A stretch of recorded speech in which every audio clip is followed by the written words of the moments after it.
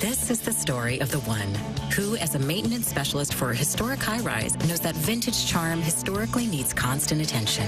Which is why when it's time to upgrade turn-of-the-century mechanicals, they turn to Granger. With easy access to 1 million-plus products and the scale to deliver when and where you need them. The right tools and supplies are never far away. So the one can keep that vintage building running like new. Call, click Granger.com, or just stop by. Granger, for the ones who get it done. Adam Schefter here with Vivid Seats. We've got some late-breaking news coming out of the stands. According to multiple sources, Vivid Seats fans are scoring rewards on every purchase and at a rapid pace. Obviously, these rewards are a game changer, and coupled with their MVP-worthy ticket selection, why get tickets anywhere else? Don't drop the ball this season. Shop with Vivid Seats and earn rewards on every ticket. And as the official ticketing partner of ESPN, Vivid Seats is offering you $20 off your first $200 ticket purchase with code Schefter. That's code Schefter.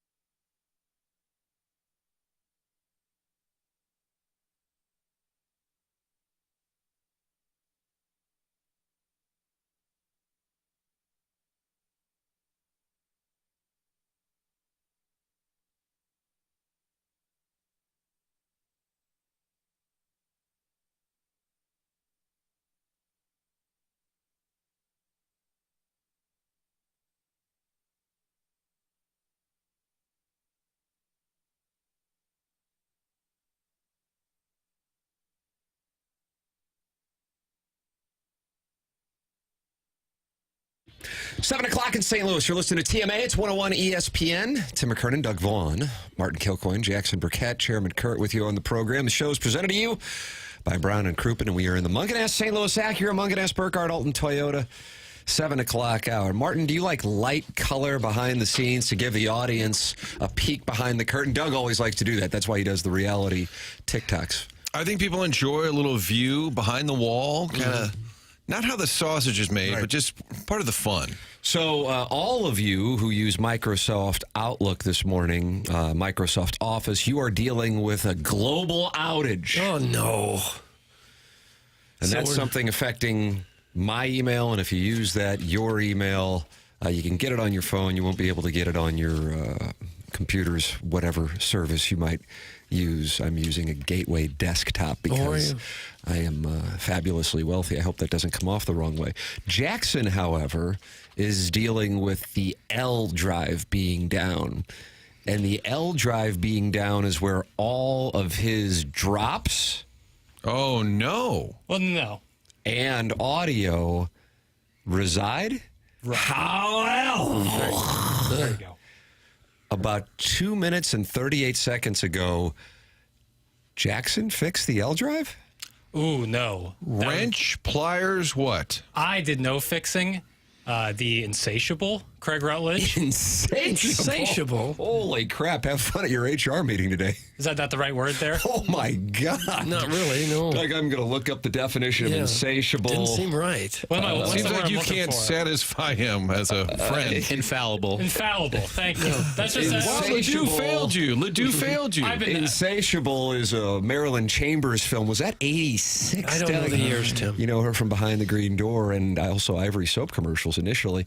And it says, incapable of being sexually satisfied. Oh, God. Why would you? That's an wonder HR if- violation. I don't know if Tommy Madden will holidays. handle the meeting. Is there like John a... Kiowski, if this will just go all the way up to Minneapolis, but you'll probably have a meeting today. Craig, I'm sorry. The word I meant was infallible. Insatiable. I thought that... Is there like a secondary meaning? Sometimes words, they'll have bonus meanings.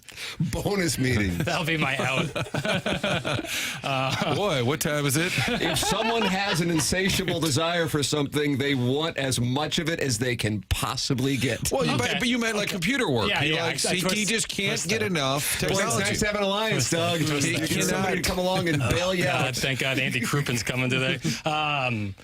The infallible Craig Rutledge. Oh, and yeah. Craig is awesome. He fixed it right before the show, but that means all my prep work done before the show, the 90 minutes before the show, was quite difficult. Oh, no. So I've been going through it today. You're having a tough day. Yesterday you came in, you're riding the high of Missouri, shocking the world. What was that? It was a drop gone bad. Was that a bonus drop, like a bonus meaning? It's just audio playing somewhere. Oh, no. Bonus audio. Fixed it. Just like that. Man, you must be insatiable. Technology and stuff. Yeah. What exactly has to go wrong for an L drive to go bad? Oh, technology and Like stuff. a virus hits a computer somewhere? Who knows what it could be? It's usually almost always like this is the first time in months that we've had any issues with it, but it happens. Totally understandable. It just makes my prep work a little bit more difficult. So I've kind of been going through it today, but we're back. We got everything we need. Are you talking yourself through this? Yeah. Self-help? Yes. That's exactly what I'm doing. Okay. You can text in to help us out at 314-399-9646. Those are the Air Comfort Service text line. And then the YouTube chat, already active. Ricky Summers is in there. Doug, you know Ricky? I don't think I do. He's in there. He's youtube.com/TMA STL. Then there's the 101 ESPN chat. Take your pick. 2 different neighborhoods for you to participate in. And call in. And Chairman Kurt will filter it. But if he deems you worthy, you are on the air on 101 ESPN via the Callier and Thompson phone lines, 314-974-0101. So Jackson and Chairman Kurt had to print out a dossier. Mm-hmm. So I have a hard copy dossier because of the Outlook office outage, whatever the hell it is. It says, we remain loaded for bear. But it's with the number 4, kind of like a username in a chat. He was short on time again. Had to abbreviate. It says Josh Schertz in studio from 9 to 10. My understanding was 10 to 11. I thought it was 10 to 11. It is 10 to 11. I don't know why. Right off the hop, we're wrong. Oh, Doug, we edited that one on the fly. tough to recover from that. And then it says Christmas coming soon. Holiday banter and Yuletide positivity are seeing a major upswing. That is true. That is true. That's what is. So we have the incorrect time for Billiken head coach and future co-host because Doug, you coach the Billikens while he hosts the show. I'll be happy to take the reins.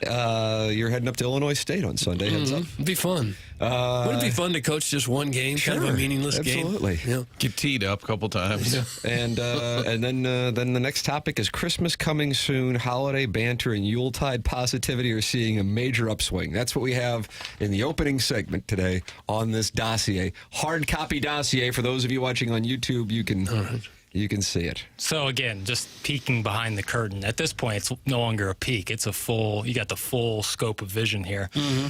I often will put just a placeholder in there, and then I'll get back to it. But again, this morning was a all-out sprint combined with a marathon, and so I did not get a chance to move my placeholder. But I do agree that Yuletide positivity is seeing a major upswing. I think we need some. We got all these technical outages. Let's bring it today. I would encourage all of you, even the texters, who could be a little nasty.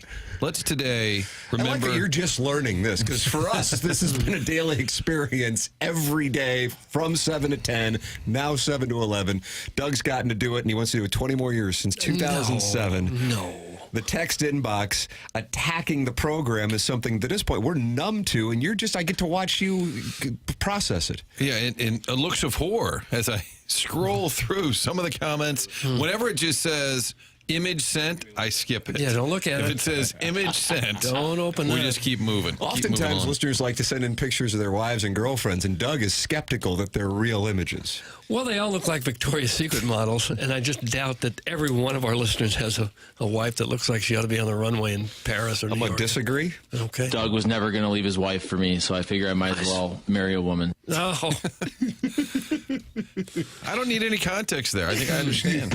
A lot of the drops, you need context. Recovering alcoholic is ready to go this morning, and he texts in, "I will have sex with you." Gosh. Crystal City Clamhammer says, "Jackson has given up. This is what happens when you pretend to be smart." That's from the Crystal City. Oh. How about this from Lisa? "Have a good day, guys." That's from Lisa. Thank And you, that's Lisa. why Jackson, for years, has described Lisa as a gem. That's more like the Yuletide positivity we were That's what we hoping need. for. I like that. And all right, Martin, here we go. "Hey, Doug, all I want for Christmas is you." And then it says to sit on my face. So I thought Okay. it was the Who was Mariah, it? I thought it was Who the was Mariah it? Carey song. It says Big Tuft. Okay, Big Tough. You know what? You just got yourself suspended. Suspended a period of 2 days' time. Your name, as we speak, is going to the IllinoisRecoveryCenter.com suspension logule. That's a shame, because we were doing that Yuletide positivity thing. Yeah, so Will much it for that. expire in time to go to the party? When does the suspension 2 days. end? Today and tomorrow. Okay.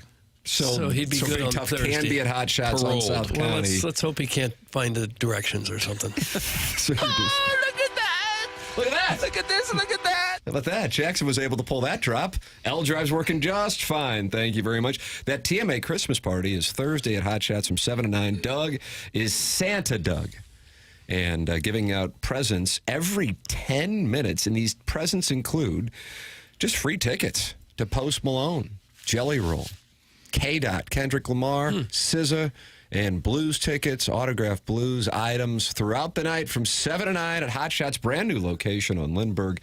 The whole TMA crew will be there, so come out and partake in the festivities. Did you talk with Kim about joining the fun and games? My wife is in, and we are looking forward to seeing your wife. We're in discussion right now about what's we're in talks about what's possible for Thursday night. Now, what does that mean? What's possible for Thursday night? I don't think we had a commitment yet. She just wanted to know if the wives were going, boyfriends, girlfriends, whatever works for you. Yeah, 'cause we don't them, kink shame. no, whatever the crew's got going on. I was asked to clarify. Now that I've clarified, I need to get the commitment. Is that producer speak? Did I just sort of talk in circles there? You said a lot, but didn't say a thing. You know, I called Maybe Jackson I'm just a man of yesterday. the people. We were having a discussion, and I said, "Jackson, you can do no wrong in my eyes." I said, "except all those times on the air when I've been calling you out for being wrong." Because I felt like yesterday was a You little are rough an on him. idiot. Boy, you're just on a drop mission today. Well, send the message. Is that because you fixed it? You want to show off? I fixed nothing. I want to be clear there. the insatiable. Insatiable Craig Rutland. He listens to. I'm gonna. I will never live that down. I have to buy him some peppermint bark or something. Ooh, that's not the move. Yuletide positivity.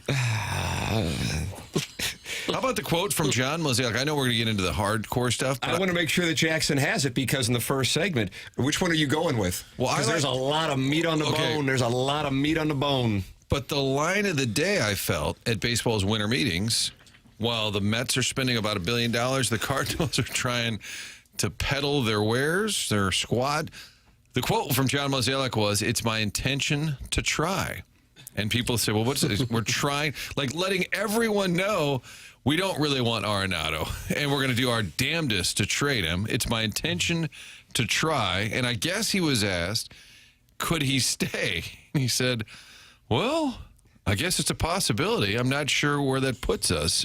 It's financial, but also creating a runway for someone else. The way that Derek Gould writes it this morning on STLtoday.com, asked directly Monday if he intended to trade Nolan Arenado. Mozeliak, breaking briefly from a policy of not commenting on trade negotiations, nodded, "It is my intention to try." There you go. That's the line of the offseason. Is that also the slogan for next year? It's our intention we'll let Joe Buck to know try. it's not. We're sitting this one out. It is my intention to try. I think they've gotten put into a weird spot by Contreras and Gray not saying we're willing to go somewhere. That's my read. Now they're spinning it as they want to stay. But I think that's something that kind of wasn't part of the plan. So you can't necessarily do a full-on, we can't call it rebuild, so we'll call it retool when you've got those kinds of dollars committed. And I don't necessarily think that's what they expected. I do think that they expect they'll be able to trade Nolan Arenado. Jackson, I don't know how easy it is for you to access audio. All right, Dan O'Dowd was on the MLB Network yesterday, and with Soto going to the Mets, he listed 4 players now that the Yankees need to turn to. With it being 4 players, they're obviously not going to be getting $765 million apiece, but this is his plan for how they can counter what the Mets did, and he included the Cardinals and Arenado in there as one of his. Doug, do you like this 4-pronged plan? I don't like 4-pronged. No. There you go. The third thing I've got, I'm trading for Nolan Arenado. I'm making the deal that I think I want. I want the money to come down a little bit, but I know he's going to stabilize my defense at third base and get Chaz Chisholm, who we just talked about, back to his natural position at second base. I think he will play very well under an Aaron Judge-led team and the accountability of playing in New York day in and day out. Did he mention putting Arenado at shortstop to pump him up? Didn't mention that. Save his arm. Save his arm a little bit. But I think once they get that audio up in New York, they probably will move him in reference to one of our wonderful calls last week. So Arenado going to the Yankees is what Dan O'Dowd sees as happening. John Mozeliak yesterday saying, it is my intention to try to move Nolan Arenado. Martin, if you had to wager with a level of certainty, how certain are you that he will be with a different organization by the end of next week? I'm going to say, by the end of next week. Yeah. End of next week, I'll say 80%. Overall, I'll put you at 98%. Yeah. Doug, where are you? I like those numbers. I'll say I like those by too. next week, 81%. Oh, he prices right at you. He prices right at you. And by the end of the season, 99.5%. Okay, so we're all on the same page on that one. This show said it months ago. We told you he wasn't going to be here. Doesn't want to be here. We broke that story along with Brian Dable being fired. You have to wonder. Has that happened yet? No. You have to wonder why Gray and Contreras would be adamant about wanting to stay. Because it looks like you're not going to be on a contender. You didn't have a real good time, I would think, last year here or the year before that for Contreras. I think it's individualized. This is, of course, theory. For Sonny Gray, he is in his mid-30s and lives in Nashville. I don't think he wants to be in a spot where he and most of the teams that are competing reside on the coast, where he's having to miss out on his family, and he can stay in the Midwest and be close. What did you say, 48-minute flight to Nashville? I don't know if he flies out of Spirit. But carries that baseball, so he may need to drive. That's correct. That's correct. So when you're making $30 million, aren't you just a quick flight away from anywhere you want to be? Yeah. But I mean, when it's a 4-hour flight, it's a different deal. And then Contreras, I think he wants to be able to play.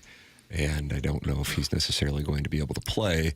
And I don't know what team's really looking for that contract for a catcher who became an outfielder for a week, who became a DH, who's now a first baseman and is working with Jose Oquendo to become a first baseman.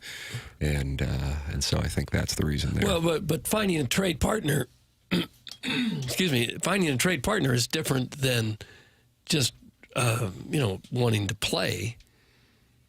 Of the three, I would think Sonny Gray has the most appeal to another team. Well, if you don't want to waive your no-trade clause, it doesn't matter if you can find a no-trade clause. No, I understand, but I'm saying... I'm talking with Doug's part. I was if I were the Cardinals and I'm thinking, what do I maximize in return? You'd be like, hey, Sonny, you're great. We really like that. To me, would be the pitch to him first. Yeah. We're going to get you out of here. You want to go to a winner, don't you? We're just kind of trying a little bit over here. But obviously, if he doesn't want to go, that's the guy you could get the most for, I would think. Arenado, I'm fascinated in the return. I think they're focused on the money, and the return will probably underwhelm everyone. But boy, this isn't. I hate the MVP or the Hall of Fame talk. We always say, oh, he's a future Hall of Famer. But he's a potential Hall of Famer. Not quite, maybe. And it's just, he's like on the trash heap. Isn't it weird? Like just the dialogue of somebody of that star power 2 years ago that now we're just saying, oh, yeah, we'll just get him out of here. So 2 things from Derek Gould's chat yesterday from the winter meetings. I was reading that, and that's one of the thoughts that he said it was very astute for one of the people in the chat to point out was specifically it's difficult for the Cardinals to do what I think they intended to do this offseason with Contreras and Gray not agreeing to be moved. In addition, I think one of the next lines of thought in the chat, and I recommend people reading it at stltoday.com, is that once Goldschmidt, of course, is gone, and once we here on this show are all of the opinion, I would imagine most people in St. Louis are also of the opinion that Nolan Arenado will be gone, who will be the next Cardinal Hall of Famer on the roster? Is that person even in the organization? Because you can go back all the way. I don't even know where there would be a time where there wasn't a Hall of Famer in the pipeline. It certainly predates the 70s, and then you go back to the 60s, then that means you're going back to Musial. So from my lifetime, and those of you in your 40s, you've had Ozzie Smith, and then you went into the Pujols era and Molina, and then take your pick of whoever you would add to that, whether it be Goldschmidt or Arenado.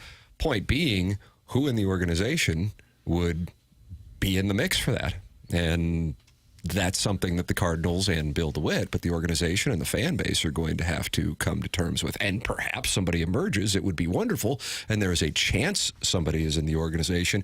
But as opposed to the vast majority of most of our lifetimes, and maybe everybody's lifetime, there might not be one clearly on the roster or even in the organization. Well, and your biggest stars, Edmonds, Roland, McGuire, Holiday, even going back Ozzie, all were traded here. So where is that homegrown superstar? I guess Ray Langford was probably your last. Oh, it's Pujols. Pujols sorry. Molina, I guess. Okay, that's a slight. Edit that out, Jackie, would you? It never happened. But it seems the star power, for the most part, has been traded here. Now, is Walker going to be a star? Maybe. Is Nolan Gorman going to be a star? Maybe. But your confidence level is rather low. I think the pipeline for talent is, in all those first-round picks that you look at that were swings and misses, I think that catches up to you at some point. Yeah. Your thoughts are welcome, 314-399-9646. And that's the Air Comfort Service text line. You can participate in the YouTube chat. That's youtube.com/TMASTL. And email in for our Design Air Heating and Cooling email of the day. And we are giving away Cardinal tickets for our email of the day prize for today. Email in the morning after at InsideSTL.com. I cannot access the copy. Jackson, do you have the copy for the Cardinal tickets? If not, it's fine. It's in my email, and I can't get my email. Yes, I do have Ladies and gentlemen, copy. this is Jackson Burkett of Ladue, Horton Watkins, class of 2016. Hey, TMA has your shot to score a 5-game Cardinal. Can you tell this isn't an ad-lib, Martin? Sounds excited. TMA has your shot to score a 5-game Cardinals Friday ticket pack for the 2025 season. This 5-game pack features tickets to Friday night games with showdowns against the Yankees, Dodgers, Cubs, and more. Cardinal ticket packs go on sale tomorrow, but you can email in, which is the morning after at InsideSTL.com to win these tickets. Find all details for Cardinals ticket packs now at cardinals.com/holiday. So if they could get Arenado traded to the Yankees, then you could start promoting his return. That's exactly right. Homecoming. I could see how Arenado could go to the Yankees and suddenly kind of rediscover himself. I thought it was interesting in that soundbite that Dan O'Dowd made reference to a Nolan Arenado New York Yankees pairing working because it's an Aaron Judge-led locker room. I don't know about that. What Aaron Judge would have to do with it. I think being on a good team would have something to do with it. But it leads me to audio that we have my compare and contrast audio. All right. This is going to be the audio you heard yesterday from Ollie Marmol when he was on the set with Greg Amsinger. And I don't know who else was on the set with him. I sent you the audio, Jackson, but I know Amsinger was on there. The pride of St. John the Baptist and Lindenwood University here in the St. Louis metropolitan area. And then the audio that we heard last year. And just on the off chance you didn't know if you were being BS'd, you'll be able to hold this one up anytime the conversation comes up. We will have that for you coming up. Munganast is the sponsor of the 7 o'clock hour, stlouisacura.com and altontoyota.com. And they set up a number for our audience to reach them directly. This is specific for our audience to call or text 314-252-0029, 314-252-0029. I've been working with Munganast for a number of years. My family gets their cars there as well, and we get our cars serviced at Munganast. It's Munganast St. Louis Acura, Munganast Burkhardt, Alton Toyota, Jamie Burkhardt, Peter Munganast, and then in the service department, Ryan Seiberg. I know they'll take great care of you because they've been taking great care of us. We are very happy customers, and we recommend them to our audience. It's Munganast St. Louis Acura and Munganast Burkhardt, Alton Toyota, stlouisacura.com, altontoyota.com. You will hear this audio from yesterday with Ollie Marmol, and then we will hear the audio that we were being told last year at this time coming up, and you can compare and contrast. That's next on TMA, presented to you by Brown and Crouppen, 101 ESPN.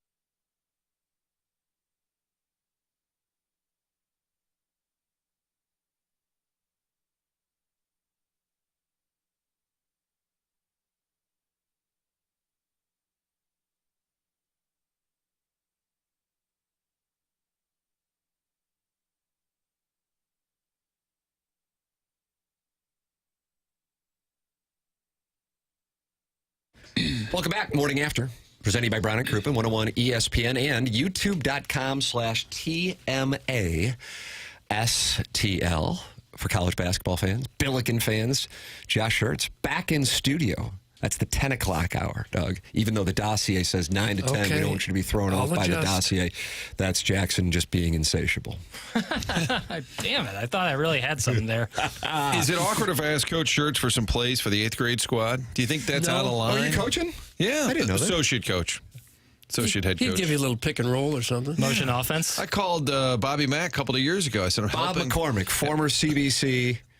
Legendary player, coach. Priory coach. Now Priory. At Priory. And I called and said, I need a few plays for the 5th graders. He said, all right, what are you wearing? Like, that's the first question. He's always Natalie attired? Yep, dresses sharp. He said, start with that. I said, I've got 5th grade kids who can barely dribble. I'm not too worried about what I'm wearing. But Coach Schertz will now dial it up. He will be with us at 10 o'clock on the program. I deep teased this. I was watching MLB Network yesterday, and Ollie Marmol and John Mozeliak were on the set, as were many, many members of many other organizations. And Ollie Marmol was asked about the approach that he will have and his level of excitement for this upcoming year. I want you to pay close attention. If I can tell people that what to do, I don't know, Doug, if you have a problem. No, I don't like to be told what to do. Here is what Ollie Marmol had to say. All right. Calls than anyone right now. It is the Cardinals. We started the show with John Mozeliak, their president of baseball ops. Now it's their manager, Oliver Marmol. Ollie, look, you guys are going to be tinkering in ways that Cardinal fans aren't accustomed to seeing. Is it a difficult spot or an exciting spot when you think of possibly having to trade pieces that the fan base thought were going to be mainstays? No, it's exciting. I'll tell you this. I'm more excited going into this year than any other year. Wow. And so are our players, because it's the right time to do it, man. We got a core of young guys, first year, second year, third year guys who are hungry. And I think it's going to benefit a lot of them just knowing, like, hey, we're going to give you a runway here to play. We were just talking about it, but giving someone like a Jordan Walker, knowing the expectations of, like, hey, you're going to be in there, and there's going to be times where it's going your way. There's going to be times, weeks where it doesn't, and not having to worry about the up and down and just, like, you're going to get at bats, you're going to play. I think it's a huge weight off of his shoulders, and we're going to see a very productive version of him, and that applies to a lot of those other guys as well, man. So that's the message from Ali Marmol this year. Here was what we were being told. This is John Mozeliak last year. Yeah, I think a couple things that we felt we learned from last year was, one, starting pitching depth. Two was, I think we were a little young, and just getting some experience back into that clubhouse, I think, is going to help us. Obviously, when you have somebody like an Albert Pujols or a Yadier Molina, and they're no longer part of your team, you think you can backfill it from a performance standpoint, but there's also some other things you end up missing. And I think their presence was something that we're not trying to necessarily replicate exactly with a Lance Lynn or Sonny Gray, but having that type of presence and experience in the clubhouse, I think, is going to benefit us. All right. So the youth is good this year. It's bad last year. However you need to spin it, I understand. That's the gig. But just in case you want to hold rights, there's that. Is it possible, not doing a rights holder shuffle here, is it possible they believed that a year ago that they had to add on the veterans because they were close? They thought, okay, we've got Arenado, we've got Goldschmidt, let's just add a few vets. And then they saw it and said, oh, my God, we were way wrong. No, I don't believe so. I think they knew they didn't have anybody in the organization, and so they had to put a Band-Aid on it. And since it wasn't attractive, they had to spin it to the fan base because they knew they had a bad product. So they thought the team was crap. But I mean, if you really think that you got a world championship caliber team when you bring in Lance Lynn and Kyle Gibson as Band-Aids, I also think it speaks terribly to some of the guys in the clubhouse, especially when we're talking about two of them being potential Hall of Famers, that they needed that leadership, which then goes back to what we heard from Dan O'Dowd in the first segment about Nolan Arenado doing better in a spot in an Aaron Judge-led locker room. So, I don't know. Well, I'm happy to be the bad guy. I don't mind being the bad guy. Okay. I have a low approval rating. All right. I mean, obviously, Fowler's established. Yes, Right, he we heard is. that. I don't know. I think maybe they thought they were better than they really were last year. I think there's a chance that they really thought Gibson and Lynn have got one more good year with them. And if Gray comes through, there's a chance that they could be a contender. I don't think that's too far-fetched. Well, I think the problem is what their bar was, which was we will be good enough, we think, to either win the Central or to get in. I think that's been the problem, is that they're not, when you're talking about a world championship and you're going back to the Edmonds, Pujols, Roland, that era, you were just loaded with talent. We've seen that bar move where they're thinking, well, we could probably just get in. And I think they felt like with Gibson, Lynn, and that Sonny Gray, they felt like, okay, this might be enough to get in. I think they believed that Right. they could get in. I'm not saying it was enough to win it all. But And that's the thing. I recall last year saying on probably TMA and Balloon Party, I wouldn't bet against the Cardinals winning the World Series with a great deal of confidence, as asinine as that might sound. But I would bet everything that I have that they're not a 95-win team. And that really speaks to the variance that baseball now has, going back to your conversation with Ed Herman last week, Martin, has, I think, intentionally implemented into the postseason to attempt to balance the absurdity that is 4 or 5 teams can compete for the stars. But then once you get into these stupid-ass best-of-3 series and best-of-5 series that baseball deemed not true competition and got away from after the 1984 postseason by making everything a best-of-7, that now you've got a spot where all hell can break loose in the postseason, and you could wind up with what we had 2 years ago, the Diamondbacks and the Rangers, and the year before that, the 6-seed Phillies who beat the Cardinals. And that's how you try to mitigate the dominance of the bigger markets in their payrolls by making it essentially a tournament, and a tournament in which you can have a great deal of luck. So from that standpoint, yeah, I think the Cardinals still look at 2006 and 2011 as two of their lesser teams relative to, say, 2004 or 2005 or 2015 when they were 100-win teams, and go, God, our lesser teams won the World Series. So their mindset has been, let's just get in, as opposed to let's make sure that we have a stout organization. It's let's just try to get into the tournament and make a run. And that has irritated fans. But that model does piss people off, but I think because of that model, they felt a year ago adding Sonny Gray, Lance Lynn, Kyle Gibson, while nobody's throwing a parade, I think they felt fit that model will be just good enough. We can probably get in and maybe add on. And if a young guy goes nuts and has a great year, then all of a sudden we're fine. See, I think the real reason for it was they knew they had financial problems on the revenue side of the ledger with the television situation, and you could sign guys in their mid-30s to one-year deals with club options that allowed them to not have to go into the free agent market where they'd have long-term financial commitments, which the organization's not confident with because of the television situation and the attendance issues. So therefore, financially, it was a sound business decision to do it, but they had to spin it and not say that for whatever reason, whereas I think if a Doug Armstrong was in here, he would say otherwise. They had to spin it into we need veteran leadership in the clubhouse, even though you've got Nolan Arenado and you've got Miles Michaelis and you've got Paul Goldschmidt, guys who are in their 30s, and two of whom might go to Cooperstown. But now this year, where Ali Marmol says he's more excited than ever because of the youth. So, I mean, hey, if people want to buy it, be my guest. Doesn't affect my life in any way. I just want to present it to you.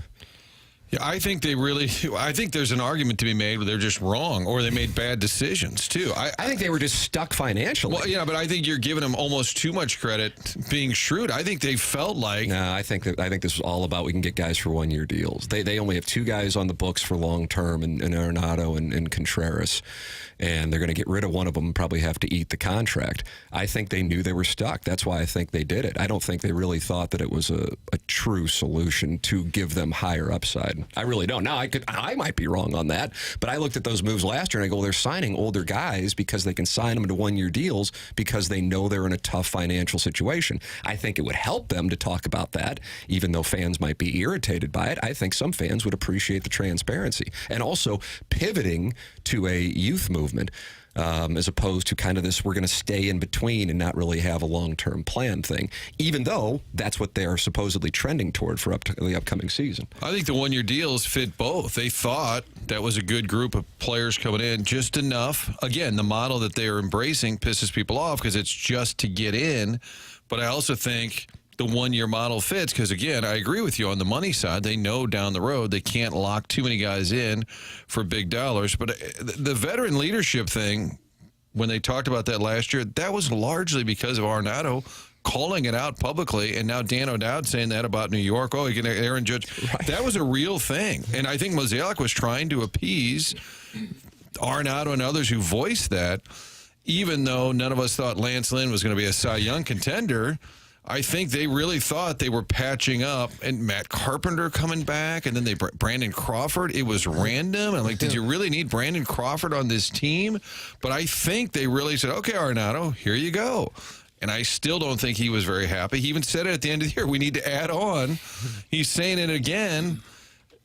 To me, the most interesting thing is how this relationship, Arenado and the Cardinals, has just ended in a, not horrific, nobody's calling each other names, but they both are sick of each other. I think it's pretty, that to me is transparent. That's interesting that you say that. Now, I get the sense that that's the case. Why do you get the sense that that's the case? Because I don't know if anybody said something. The way it's being presented is, Mozeliak, that's the article in the Post-Dispatch today. We want to do something that benefits both of us. He can go play for a contender, and we can have some salary relief. But you think that there's a little more to it? Yeah, and I think publicly he's stated, hey, we need to add on, we need to do more. I think he has voiced, Arenado has voiced his frustration at times, not going over the top. This is not some sort of major drama playing out like A.J. Brown in Philly, but this is a guy who's been pretty vocal about it. And just talking to enough people, I think both sides are like, yeah, okay, we get it. You want to go somewhere else? Yeah, we're good. You weren't quite what we were thinking anyway, so we're good. And I think Dan O'Dowd, other people in baseball would say that same thing. Like, he wants to go somewhere where there is a strong leadership.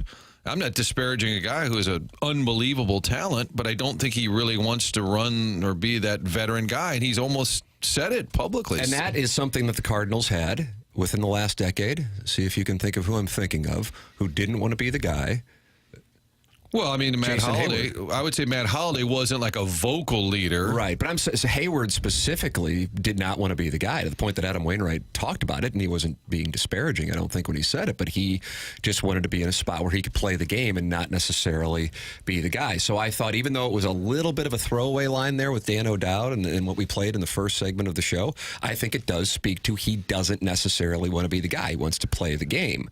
And hey, there are plenty of guys who are great players, but might not want to be the guy. And then there are oftentimes, you talked about those teams with the Hall of Famers in the early aughts. Those guys usually weren't necessarily the guys, wearing the metaphorical C on their jerseys. I remember asking Edmund specifically who the leaders on the team. He goes, for the position players, it's Matheny, and for the pitchers, it's Woody Williams. Well, neither one of those guys are going to the Hall of Fame, even though that locker room had at least 4 or 5 Hall of Famers in there. And if Chris Carpenter wouldn't have dealt with injuries, who knows what his career would have looked like. And yet it was those types of players who carried the weight inside the clubhouse. Darryl Kyle, before he passed away, also kind of had that same reputation with the club. I think that what the Cardinals figured out, too, is Goldschmidt and Arenado, outstanding players, both somewhat quiet, or just not looking to kind of run the show or run the room. And again, you're right. You do have the Dustin Pedroias, the Ben Zobrist, these guys who come along who are just like the perfect glue guys who are not superstars.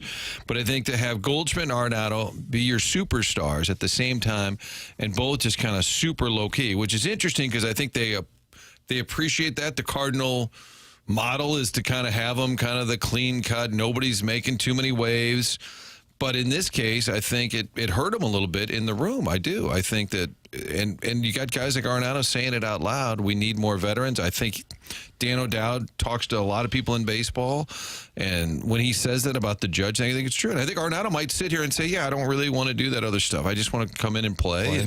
And you can see how time is running out on him. He's 33 now. If he's going to ever even come close to winning a championship, he's got to move along. Because as excited as Marmol says they are about this roster, if you look at it, it's going to be one of the weakest clubs the Cardinals have put on the field in a long time.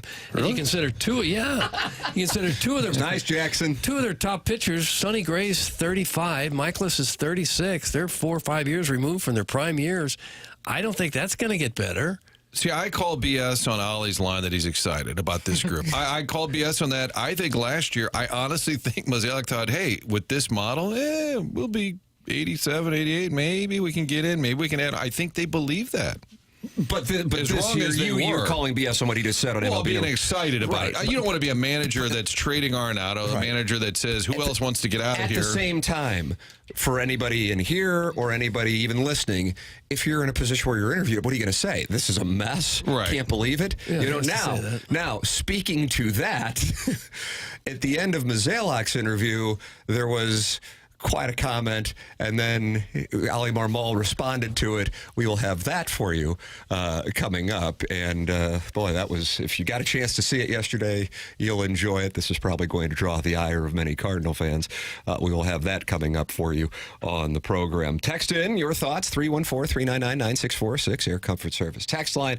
And you're welcome to call in. Chairman Kurt manning the phone lines. You like that term, Doug? I don't mind it. I'll let it go. But we never talked to anybody. Manning the phone line. Well, his filter is strong. 314-974-0101. Our phone lines are brought to you by Collier and Thompson. And we had the email from a loyal listener yesterday. Something about Bear Bryant, if I'm not mistaken, was the name. What was it? Tusk Tamer? Yeah, I called Dr. Brandon Pryor at 100 West Dental the best tusk tamer he's ever seen. I enjoyed that. And Doug really liked it. That's 100 West Dental. Let them know you're a TMA listener. You get $1,000 off an Invisalign package when you mention my name. If you're on the fence about Invisalign, they have a digital scanner that can show you a simulation of what it'll look like before you even go through it. It's 100westdental.com, or you can call 636-585-0100. No insurance, that's no problem. The membership plan aids in the cost of dental work for those who don't have dental insurance, and you can can go schedule right now at 100westdental.com. No phone call is needed at all. Just check the calendar online for availability and book right then and there. Tim McKernan, Doug Vaughn, Martin Kilcoyne with you. This is TMA, presented to you by Brown and Crouppen on 101 ESPN and the TMA STL YouTube channel.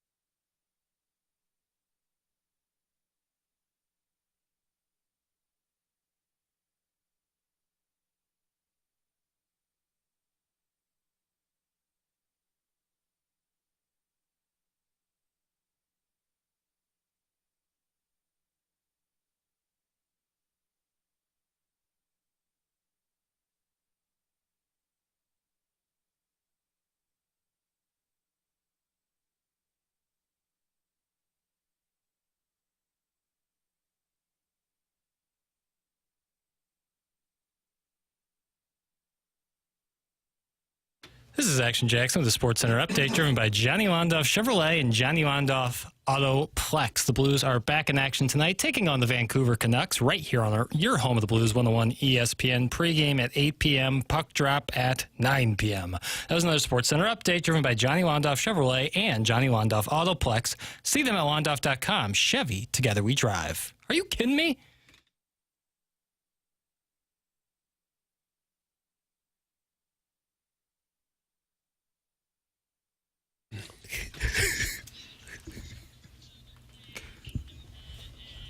Yep. Yeah. Yeah. Bring it to the loo.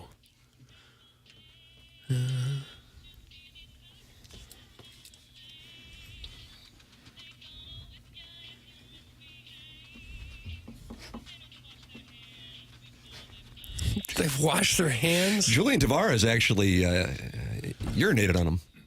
That doesn't rhyme, though. I don't think that's. They wash their hands before they play? Right. Yeah, and the Tigers didn't, which is why they had a number of E1s in that series. Was there a letter to sound off that the players weren't washing their hands? Was that an issue at one point? I think Albert Pujols' undershirt was a problem, as was Marcelo Zuna's neon sleeve. What was their beef with the undershirt? Because it was a different color? That's right. So stick to the uniform. So weird. So I was watching the MLB Network yesterday. This is how they wrapped up the interview with John Mozeliak. It'd be nice to have that when you call for it. Right. Maybe we'll get it. We have Ali Marmol to end our 2-hour stint of MLB Tonight. He's going to end it. So we're like bookending Cardinal faces, okay? Give me a question I should ask Ali Marmol. Ask him who will be our 5th starter. I will. Isn't he supposed to ask you that question? Chuckle. Well, see, I'm not sure yet either. Very fluid, boys. Very fluid. Nothing gets the fans fired up more than that. Martin doesn't know how to react. Well, here's Ali Marmol when they brought him. Yes, Yes, absolutely. I like that's a follow-up. Yeah. But I did ask John Mozeliak, your boss, hey, we're going to have Ali on the set. Okay. Can you give me a question to ask Ali? So this is the question that John Mozeliak wants the answer from you. Ask him who will be our 5th starter. Maybe a laugh. He's working on that. I don't know if you guys could hear it listening in the audience, but he said, hopefully he's working on it. Oh. That's what Ali said? Yeah. Hold on, one more time. 5th starter. Hopefully he's working on that.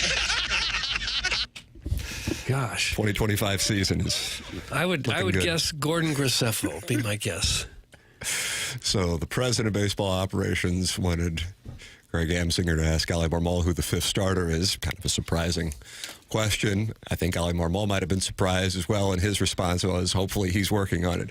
Doug, here we go. Okay. It would have been really funny if Marmol was like Wilson Contreras is going to be our 5th starter. He's playing outfield, he play infield, Shove it up his backside. catcher, DH, and now pitching. And I read they're trying to trade Matz also. Stephen Matz is on the block. Yeah, I think we've long theorized that Matz would be, well, I think other people in baseball have talked about how he actually might be an attractive option just based on the money. I got to tell you, if 2025 is going to be the John Mozeliak S-posting and trolling tour to sunset his career, I am here for it. That's from Kevin's brother. His first name is Jack, and then his last name is Demoff. How about that? Okay. Eric in the Central West End says, God, they hate each other.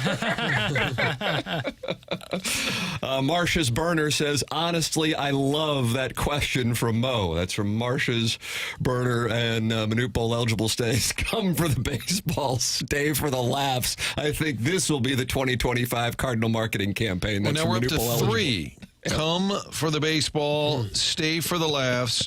Sitting this one out. It's our intention to try. The weather delay and the doubleheader, is it pretty easy to brush this one under the rug and focus all the attention on this weekend? No, this one ticks me off a little bit. Release the Hoosiers is going to be the highlight of almost every game. That's the only hope. Yeah, highlight of sports, if you ask me. Come for the baseball, stay for the laughs. I will say that, and I love Greg Amsinger. Was it him? Was it the panel? That was a very, very hearty laugh for what was not that funny. All right. I think. I mean, wasn't a terribly unfunny line, but it wasn't that. Almost a reasonable question. Yeah, I mean, I don't think it was even funny. It was, ask him who the 5th starter will be. Oh, okay. Okay. Don't know yet. You got Sonny Gray, you got Miles Michaelis. There's about, what, $40 million right there. 5th You starter got comedy. Fetty. You almost forget that Fetty's here, right? Yeah. Oh, yeah, you better not, because he's going to get a lot of starts. 5th starter humor is very hot on the circuit right now. You know, Chris Rock has a whole routine on 5th starters. Chairman Stephen Wildwood, our Malago Tequila Listener of the Year 2023, says the slogan is, hopefully he's working on it. Hopefully he's working on it. Yep. So, but is this how our manager and GM are communicating from the MLB Network set? Oh, well. If you were Ali Marmol, would you be, you want to win, of course, but would you be a little bit relieved that nobody expects anything this year? If you're the coach or manager of a team and nobody has any expectations, there's probably a little bit of a relief, even though you're disappointed you don't have a great squad. Not excited, but deep down relieved. I think if you had Terry Francona, Bruce Bochy's resume, perhaps, but I think you know that you are in a really tough situation to keep your job. And so you have to go on the MLB network and spin it like he did. And I understand that. I'm not by any means faulting him for that. That probably gives you a little concern beyond next year as far as your long-term place as a manager in the game. Yeah, and I don't believe that he's truly excited. I called BS on that. Yeah. But I'm saying... and I don't think anybody... But deep down, are you a little bit like, well... No, I mean, if we win 81 games, people might... See, I did an unbelievable he's still job. A really young man for being a manager, and his long term in the game, he is not getting a great opportunity in 2025. And hey, I'm not saying that he didn't have an opportunity, for example, in 2022. And you can look at that Phillies series, in particular Game 1, and go, hey, maybe that's where he missed his opportunity. But he's not going to really have an opportunity to bolster that resume. Most likely, who knows? Maybe they'll shock the world, but it certainly doesn't look like it at this moment. I think Doug Armstrong talked about when he was in here, how like when he was in Canada coaching, it was a different vibe than it was when he was in Dallas or in St. Louis. I feel like with Ali Marmol, something similar in St. Louis. Like in a different market, I would agree with you, Martin. Like, yeah, kind of no expectations, kind of free rolling. But in St. Louis, it's kind of the Canada of hockey for baseball, St. Louis. And I think it's a little different here than other places. That's our slogan. We're the Canada of hockey. There's a new one. Nice. Canada. I don't mind do it. A little maple leaf. Mm-hmm. I like that. Yeah. America's hat. Jackson, I didn't see that. Oh, it's okay. Design Air Heating and Cooling is how you can email in to the program. Design Air is the sponsor of the email today, longest running sponsor on TMA, the morning after at InsideSTL.com. I'm a client, Doug's a client, Martin's a client. And when it's cold outside, Design Air Heating and Cooling makes sure it's warm inside your home if you have any heating issues. It's Design Air Heating and Cooling with Seth Goldcamp and his service techs, not upselling the customer. They get the job done, they identify it, they fix it, they move on, and they know that once it's fixed, you're going to call them back next time you have to do business because it was such a pleasant experience with no BS at the end going, hey, now sign up for our package and we're just going to take money for you. That's not the way they work. It's Design Air Heating and Cooling online at designairservice.com. Seth Goldcamp and his team, longest running sponsor here on TMA. Our captain's log, Josh Schertz, is going to be in studio in the 10 o'clock hour. If you missed his segment with us, Doug, it's the week you were vacationing in the Hamptons in November. He was in, and it just was a great conversation. So, I mean, if you're like, oh, I don't really care about the Billikens and want to hear about college, it's fine. I understand that.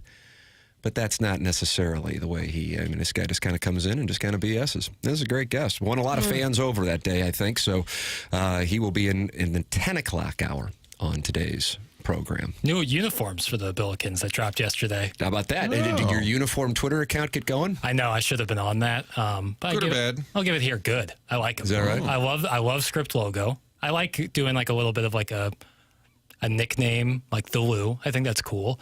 And black uniform always works, especially with royal blue. I think it's a very solid look. Oh, do you? Yeah, the blue. I prefer that to like the SLU gray look. I prefer the all black look to the gray look they've gone with before. I think this is a solid all black uniform. Get endorsement from Jackson on uniforms. That's a big win. Locally, between SLU, Mizzou, and Illinois, really great basketball uniforms across the board. Yeah, you know what? Right now, across the board. I love what Missouri's doing. Yeah, agreed. So you're on board with that? Yeah, so that's the Block M. So I think that both the old traditional look and the newer stuff can both look good. I think they were kind of hitting a wall with their basketball uniforms towards the last couple of years, especially with that yellow uniform they would wear that looked like a track and field uniform. Now they've kind of gotten that under wraps, and I think it looks good. I like it. I mean, it's very Michigan coded, but it's fine. Coded? Yeah, I mean, Michigan coded. It looks like Fab Five. It looks like Fab Five. Right, that's the one Chris Webber was wearing when he called the timeout. Yeah, not a bad team to model yourself after. Libby Jack, I was just going to say those new Billiken jerseys are fire. That's from Eric in the Central West End, who you say is attractive, but you're not attracted to. That is the correct description there. Yeah, I agree. I think they're great. I really like them. Guys, did Piddles just say Jim Montgomery was coaching in Canada? That's from Neil Allen, Craig Paquette. He's the former TMA fan page moderator. You said Doug Armstrong said coaching, and I think he... And I don't was he not coaching in Canada? He was coaching for Team Canada. I think managing. Montgomery, but was in Boston. No, Army.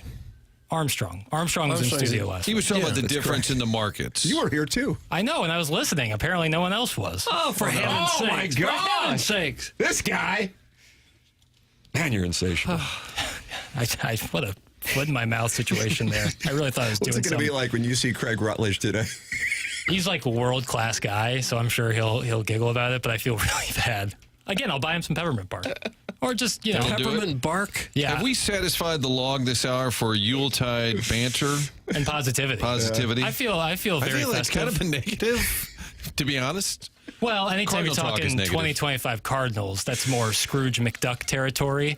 And we'll eventually, once we get Josh Schertz in here, we'll eventually move into more Yuletide positivity. Come for the baseball, stay for the laughs. It's our intention to try. Yeah. Sitting this one out. Canada of hockey.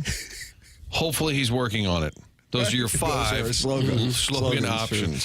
Guys, I 100% agree with Jackson. The new script logo uniforms for the Billikens are fire, and they need to throw the gray alternates in the garbage. That's from Kwame Voyukas IV. Generally, gray alternates in basketball because it's like not quite a home uniform and it's not quite an away uniform. It looks too close Is there a to gray white. uniform in the NBA?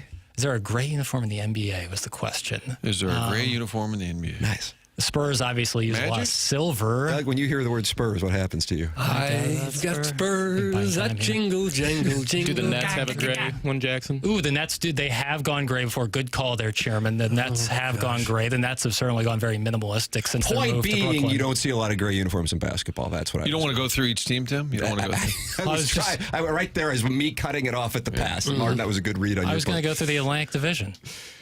If he talked less and played more drops, he'd catch less hell from listeners. That's from our Milagro Tequila Listener of the Month, January 2023, Beer Cats. And he has Hot Wife Autumn, but she's not texting in. He is texting in. Does he want the drops or is it autumn?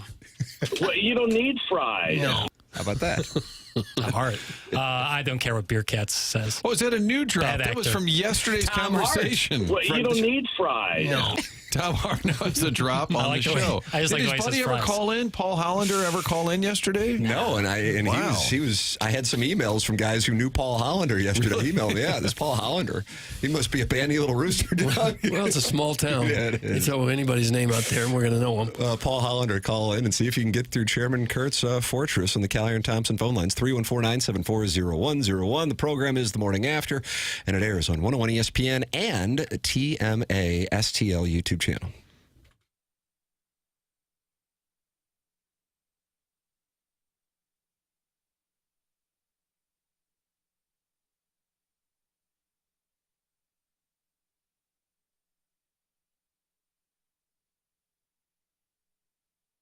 Hey, this is Tim McKernan for Stewart's American Mortgage. One of the things that we love doing and have loved doing on TMA for the 20 years the program has been on is getting to know advertisers and then making them as accessible as possible to our audience. And Stewie from Stewart's American Mortgage certainly fits the bill. He gives out his cell phone number to make sure that he is as accessible as possible to the listing audience. Here it is, 314-324-4440. Or you can just Google the Bagel Loan. Everyone knows him as Stewie, and that is why you can give him a call and say, hey, Stewie, I've got a question. I'm looking to buy a home or I'm looking to refinance, and that's where he can help you out. He has the knowledge, and he will provide you with the best customer experience. All you got to do is call his cell phone, and you can talk it over with him. 314-324-4440, or just Google the Bagel Loan. It's Stewie from Stewart's American Mortgage.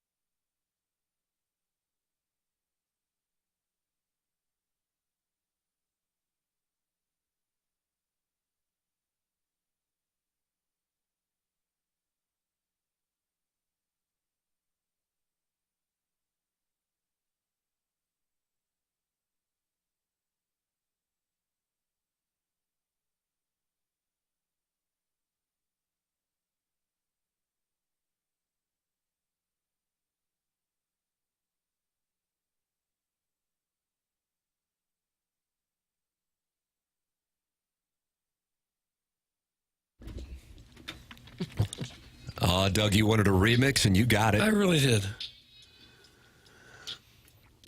Doug, you got a request. Will you please wish Mrs. Licks a happy birthday? That way I can tell her you guys said it, and she'll ask me why I listened to this stupid show. Well, happy birthday, Mrs. Licks. We hope it's a wonderful one. You don't look nearly as old as you are. That's nice. Look, hold on. That doesn't sound good. Well, you could pass for 25, Mrs. Licks. How about that? Happy birthday. Yeah, how about that? Okay. Will there be any of the Mrs. Listeners? or crab hammers or whatever? Well, any Doug of is skeptical that anybody in the listening audience has a significant other. Of the female variety. Yeah. Hello, Vivian. We haven't seen a lot of evidence of that. Sea monster. Ladies and gentlemen, the program's called The Morning After. This is 101 ESPN. My name is Tim McKernan. Doug Vaughn, Martin Kilcoyne, Jackson Burkett, and Chairman Kurt with you on the program, and you're welcome to get involved on this show. We've been talking about the baseball winter meetings. Steve Cohen did an interview yesterday following the announcement on the Juan Soto agreement, and I would imagine many Cardinal fans will hear this and go, boy, I sure would like to have this. Take a listen if you would. Hit the lever, plow. Blame outlook. Mm-hmm. Blame outlook. Well, I don't care about the cost side. I mean, I think over time, But you think, think about this as philanthropic, do you? I do. You do? That's why I bought the team. Okay? Well, that's exactly why I bought the team. And you know, I said in my original press conference, if I can make millions of people happy, how cool is that? And so I actually view it as a civic responsibility. And now, listen, nobody wants to lose money forever and spend money and not have success. And to me, I've deemed success as not only winning the World Series, getting in the playoffs and winning the World Series. It's also developing like a deep farm system that creates talent over the years, over and over again. Steve Cohen, worth $20 billion for the record. But he says he views his responsibility as the owner of the Mets as a civic one, and that he sees it as philanthropy because with his money, he can make people happy. And his version of making people happy is spending, taking losses, but spending, and then attempting to be the guy who brought Queens its first world championship since '86. Yeah. This was Charlie Marlowe's long time. I don't know if he wrote a thesis paper on it, but it was when Kroenke was getting ready to move the Rams, and you'd hear all these different stories about how Stan approached his sports teams. And I was told he would get a ledger every month, and it was all of his different assets, including wineries and whatever, all the different things he owned. And at the bottom, it would tell you each month who was doing well financially. Instead of the standings for Arsenal or the Rams, it was always financial. And Charlie said, remember the old days? The owners were rich guys who made all this money, and then they just wanted to have fun. So the teams were their toys, like Steve Cohen. This is my toy. I love the Mets. I want to win. And at some point, you got owners who ran it as just a business and lost sort of that, hey, I'm a kid. This is my toy. I'm just going to have fun and spend money. Don't care. And it just became business. And that sucks for a fan. That is so astute. Tip of the cap to you and Chuckles Marlowe, because I think at its core, that is where so much anger comes from. I certainly think social media allows it to expand rapidly, and the anonymity and the negativity. But at the root of it, what you had initially, I guess we can talk specifically with baseball teams as being the most obvious ones, but even like with the families in the NFL, because we saw that locally with the Bidwells going back to the 1980s, for those of you who were around for that these were family businesses. It's still that way with Dean Spanos and Mark Davis, and that actually worked to St. Louis's disadvantage with that situation because their wealth comes from those franchises, and they're not necessarily liquid. Kroenke's liquid, and he could privately finance that building in Inglewood, and therefore that's why they moved. It didn't necessarily have anything to do with St. Louis. If Mark Davis was that guy, he would have been the one going to Los Angeles.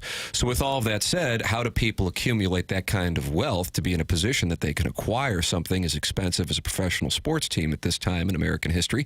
And the answer is they built businesses, and therefore they're not going to get away from that philosophy that allowed them to accumulate billions of dollars dollars once they become the owner of a team in most cases. Steve Cohen, however, is obviously an example of someone who does not care about the losses. He wants to make millions of New Yorkers happy by bringing them a world championship, and therefore he becomes their hero. And that's what you got going on. And he made his fortune in a little bit shady way.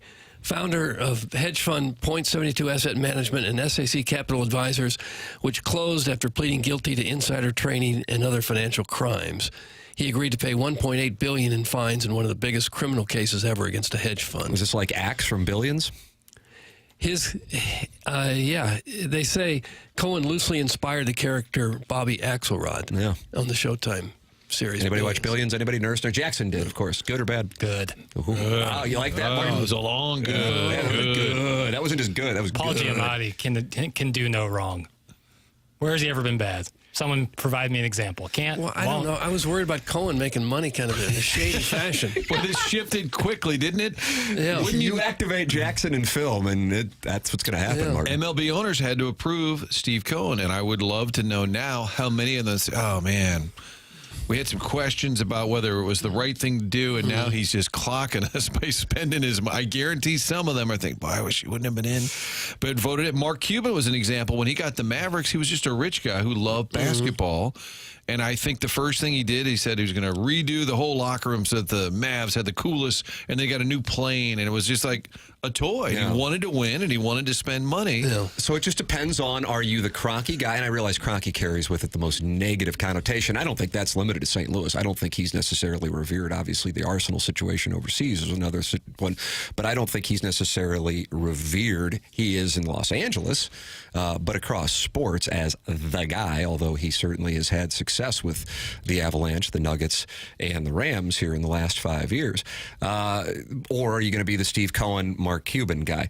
Kevin's brother, Jack Demoff, is back, and he says that is literally baseball's fundamental problem and why the league is broken. There are not enough billionaires to make baseball fair, and there is no will from owners or the Players Association to change the cap situation. And that's the thing.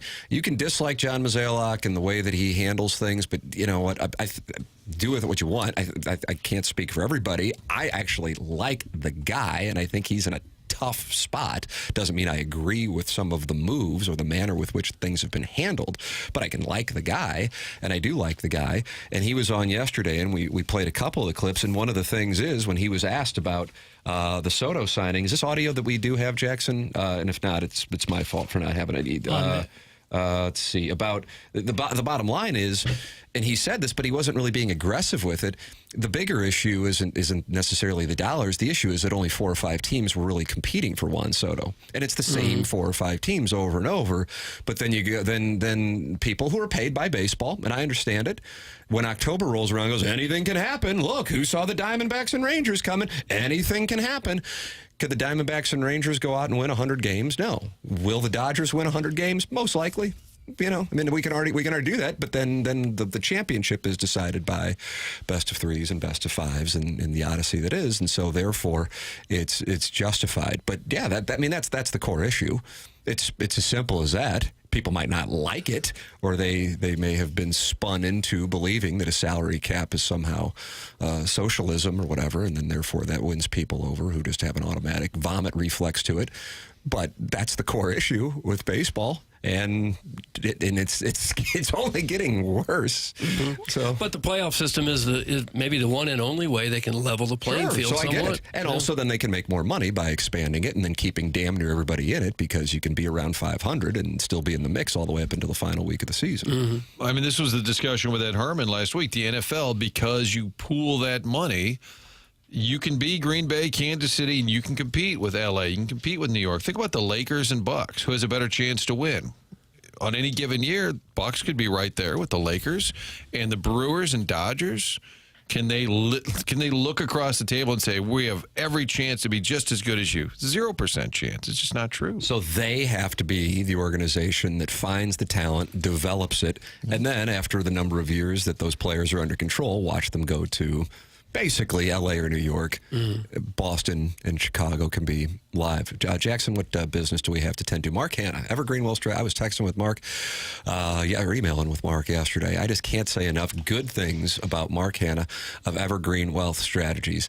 And when it comes to communicating with our audience members with regard to our sponsors, getting a financial advisor is just so important. And it's one of those things that I would imagine if many of you are in my spot, you got to your 40s and you're going, man, why didn't I do this when I was in my 20s? And compound interest. Doug, you always say it's the seventh wonder of the world. Well, yeah, I've said that many, many times. Too many to count, really. Do you have a drop of that, Jack? I said it so many times. But to get it going early on. And I think if you're living paycheck to paycheck, you're going, well, how can I possibly set aside? But it doesn't matter. Even just $50 a month and what that can do for you at a young age, and then get to the essential personal business model of saving money. But with Mark, it's not a one size fits all. He cares about the individual client and then customizes a plan specifically for them. He loves listening to people's stories and their goals and then helping them reach those goals. Call 314-889-0503, or you can go online at evergreenstl.com. That's Mark Hanna with Evergreen Wealth Strategies. Mark Hanna offers securities through Equitable Advisors, LLC, member FINRA and SIPC, offers insurance and annuity products through Equitable Network, LLC. John Kelly is going to join us coming up. Blues and Canucks pregame here on 101 ESPN, 8 p.m. tonight. It's our 8:15 Blues conversation every day on 101 ESPN that is set up with 101 ESPN being the Blues partner on the radio side. John Kelly joining us next. This is TMA, presented to you by Brown and Crouppen on 101 ESPN and the TMA STL YouTube channel.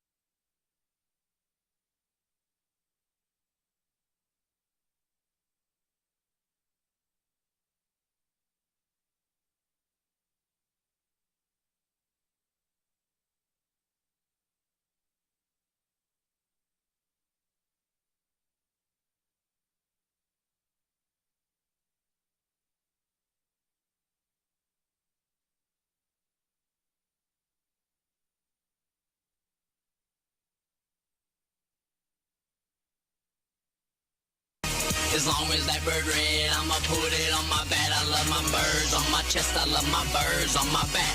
As long as that bird red, I'ma wear it on my hat. Yep. Chambers, you my boy. Yeah, Yes, when you think of the 2011 Cardinals, Doug, it's Adrian Chambers. Yeah, because he was such a huge part of that team. Comeback win against the Cubs. Number 56? I don't know. Does that sound right? Ooh, I think that might be right. I'm good with Nice win numbers. for you, Jackson. I'm It's a good nice with win for you. numbers. Fisher Window Endorsed, 8 o'clock hour here on TMA. This is 101 ESPN. Tim McKernan, Doug Vaughn, Martin Kilcoyne, Jackson Burkett's on the ones and twos, and Chairman Kurt filtering calls on the Callier and Thompson phone lines. You can get involved in the YouTube chat, youtube.com/TMASTL.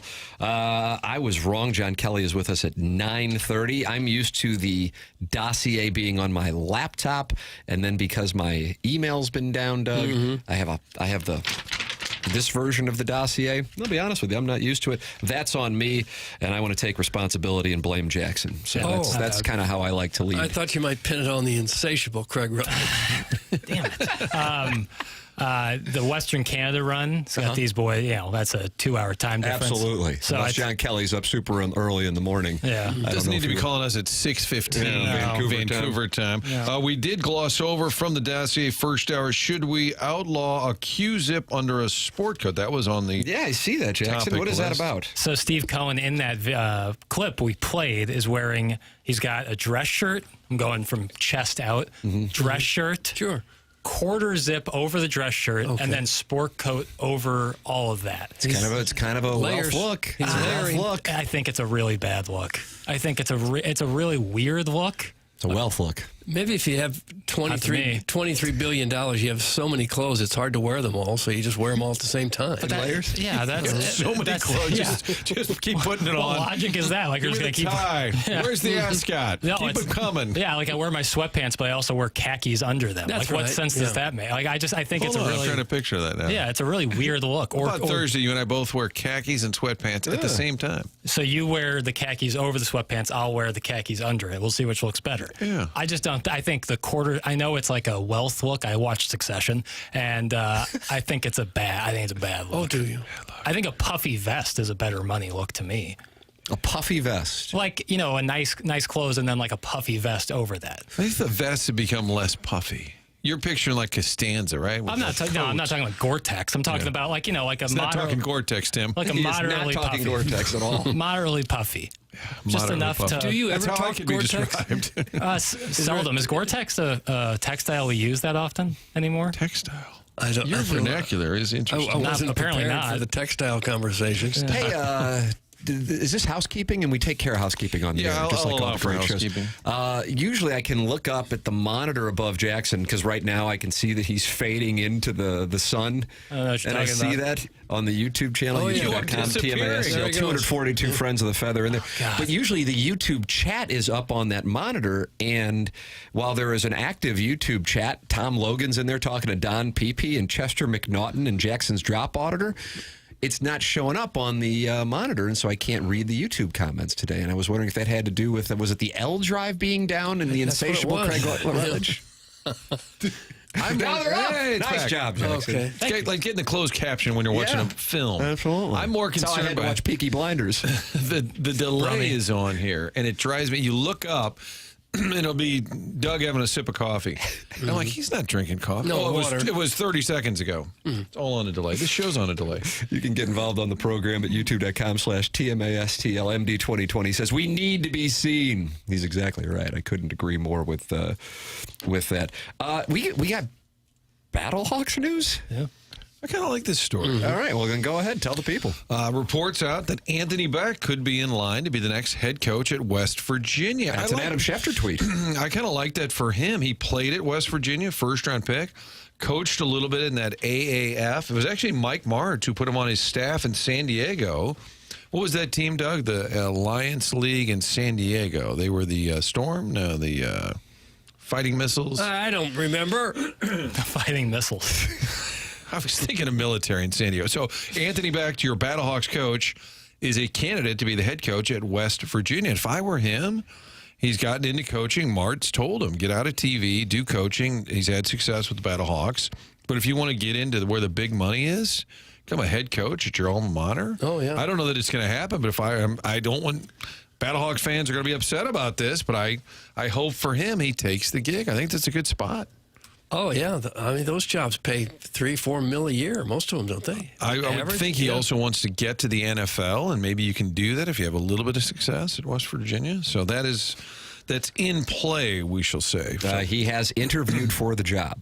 He has interviewed for the job. They fired Neil Brown, and now Anthony Beck is live to be the next West Virginia coach. He had the falling out with A.J. McKernan. A.J. can come back. And now A.J. McKernan can come back. Oh, he could, yeah.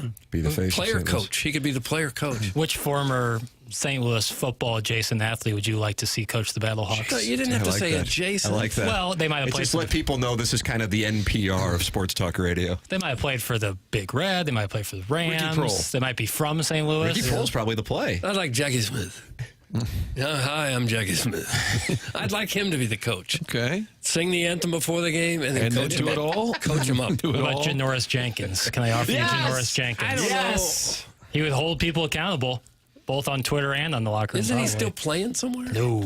No, he's very critical of Daniel Jones, former New York Giants quarterback. Yeah, he kind of ran him out of town. He started that campaign. He's been on that for a while. So And I think apologize. I was going to text. I got his number, Janoris. I was going to text him and say, we're big fans in St. Louis. Would you come on the show? Do you think Mike Martz would be interested in a job like that, just to kind of dip his beak a little bit? When you hear Martin exhale like that, he is in the tank mentally thinking. Yeah. I'm going to say no. I think he'd be intrigued by the idea of just like run it back one more time at the Dome, walking the sidelines. But I would think he'd have fun with that. Yeah. It's not like it's a 12-month-a-year, 18-hour-a-day job anymore, I don't think. Right.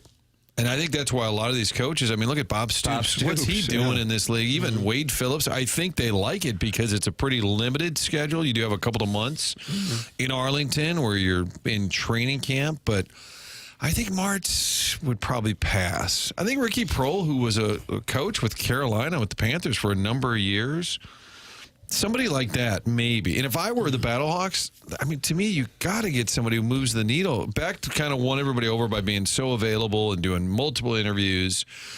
I mean, he tried. He busted his ass to make it work. He was in this building constantly. Yeah, he really worked at it. I think it would be a home run to get a name person because you're not going to know the players largely. You're just not. McKernan was a bonus because you heard of him. So I don't know. I have no idea if Ricky Prohl would want to do it. Hazlitt was supposed to be the original. Oh, yeah, he'd be good, too. But he had a surgery or something. He couldn't get out of it. So then it was Jonathan Hayes.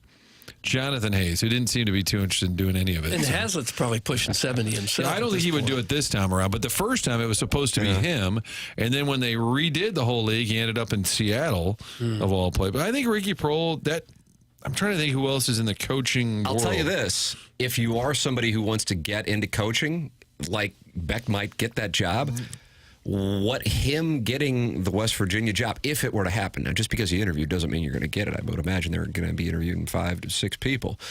That then helps legitimize the league and potentially bring people in who otherwise may not have done it. If it's a pipeline to getting one of those absurd Power 4 college football contracts. Similar to like Taylor Heineke going from XFL to the NFL, it can be, if you show that you can be a springboard, it will bring other people into it who might not have even played football. Yeah, it's interesting because we always talk about it as a springboard for players, but if it becomes that way for coaches, maybe you do get some name people who are not out there. Had an opportunity to go into the NFL and didn't. That's right. That was the only chance I had to go in and didn't go. And when I take a pay cut to go, which was hard to do at that time, that was a big part of it, to be honest with you, because, you know, Mike and Emilio had kind of taken off. And I would have to take a pay cut to do it, to take the job I was offered. But it was, I mean, if I had done it, I think I would have done well in the NFL. But I don't think, you know, but at the time, I decided to stay here. What would he have done? I just appreciate his honesty. He would have done pretty well. Hey, Doug, I'm thinking of liquidating my children's 529 accounts to self-fund my Series B round of finance and Second Life Sibians. Do you think this is a shrewd business move, or is the market starting to fizzle? That's from Deke Dotem. I know you've bought up a good amount of Sibian stock. I sold it, Timmy.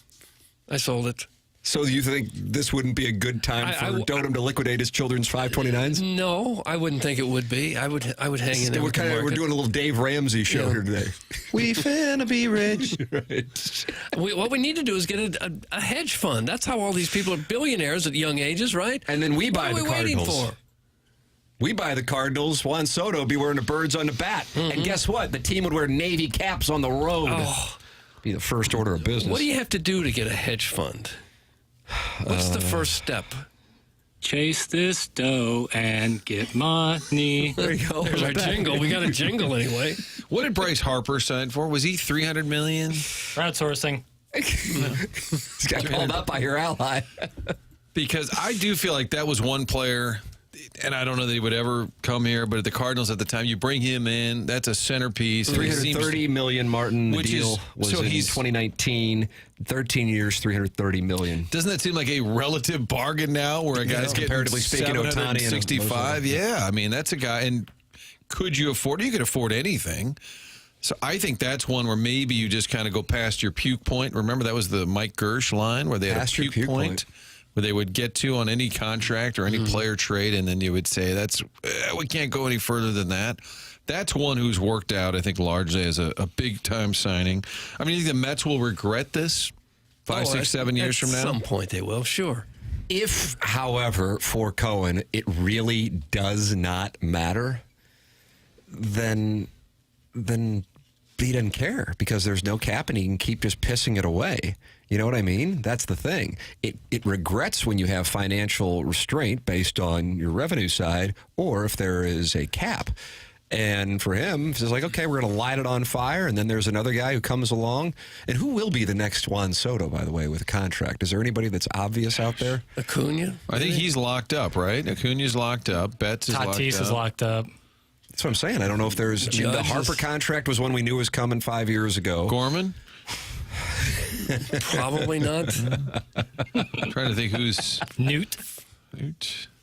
Yeah. No, I'm kind of surprised Newt hasn't got one of those deals. Judge is older, though. Like, he can't get a 15-year deal or anywhere close to that. They are mad in the YouTube chat that Jackson...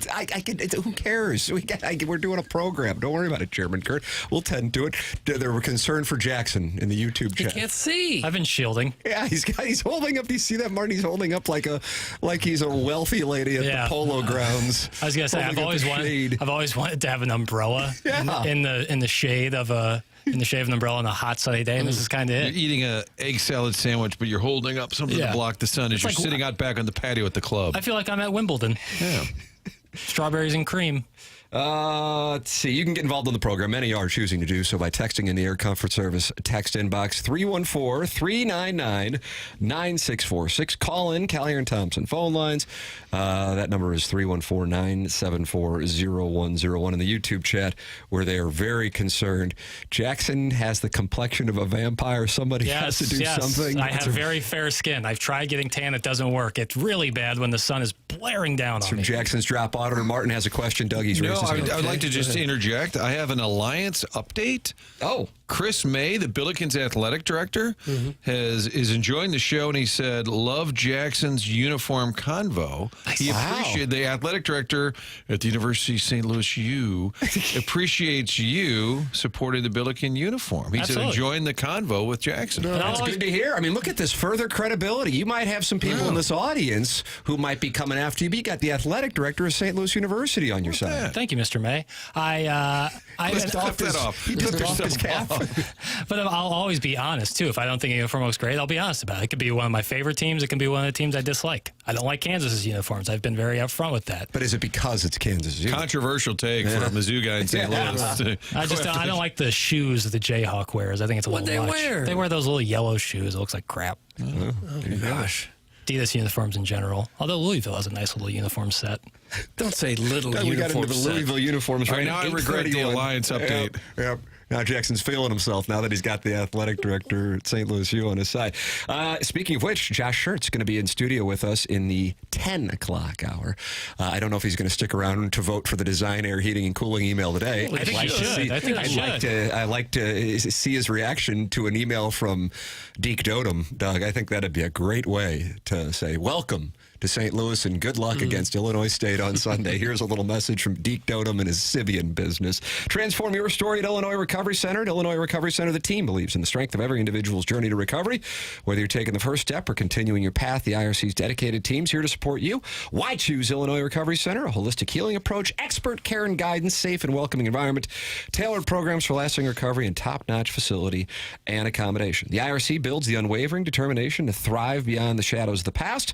So whether you've made the life-saving choice to seek help on your own, or you want to be prepared for the other end of an addiction intervention with a loved one, the chance to learn about addiction recovery is available to you at the Illinois Recovery Center in Swansea. If you or someone you know wants more information about the Illinois Recovery Center, please call 888-472-9559 or visit IllinoisRecoveryCenter.com. Tim McKernan, Doug Vaughn, Martin Kilcoyne, Jackson Burkett, Chairman Kurt with you. This is TMA, presented to you by Brown & Crouppen on 101 ESPN.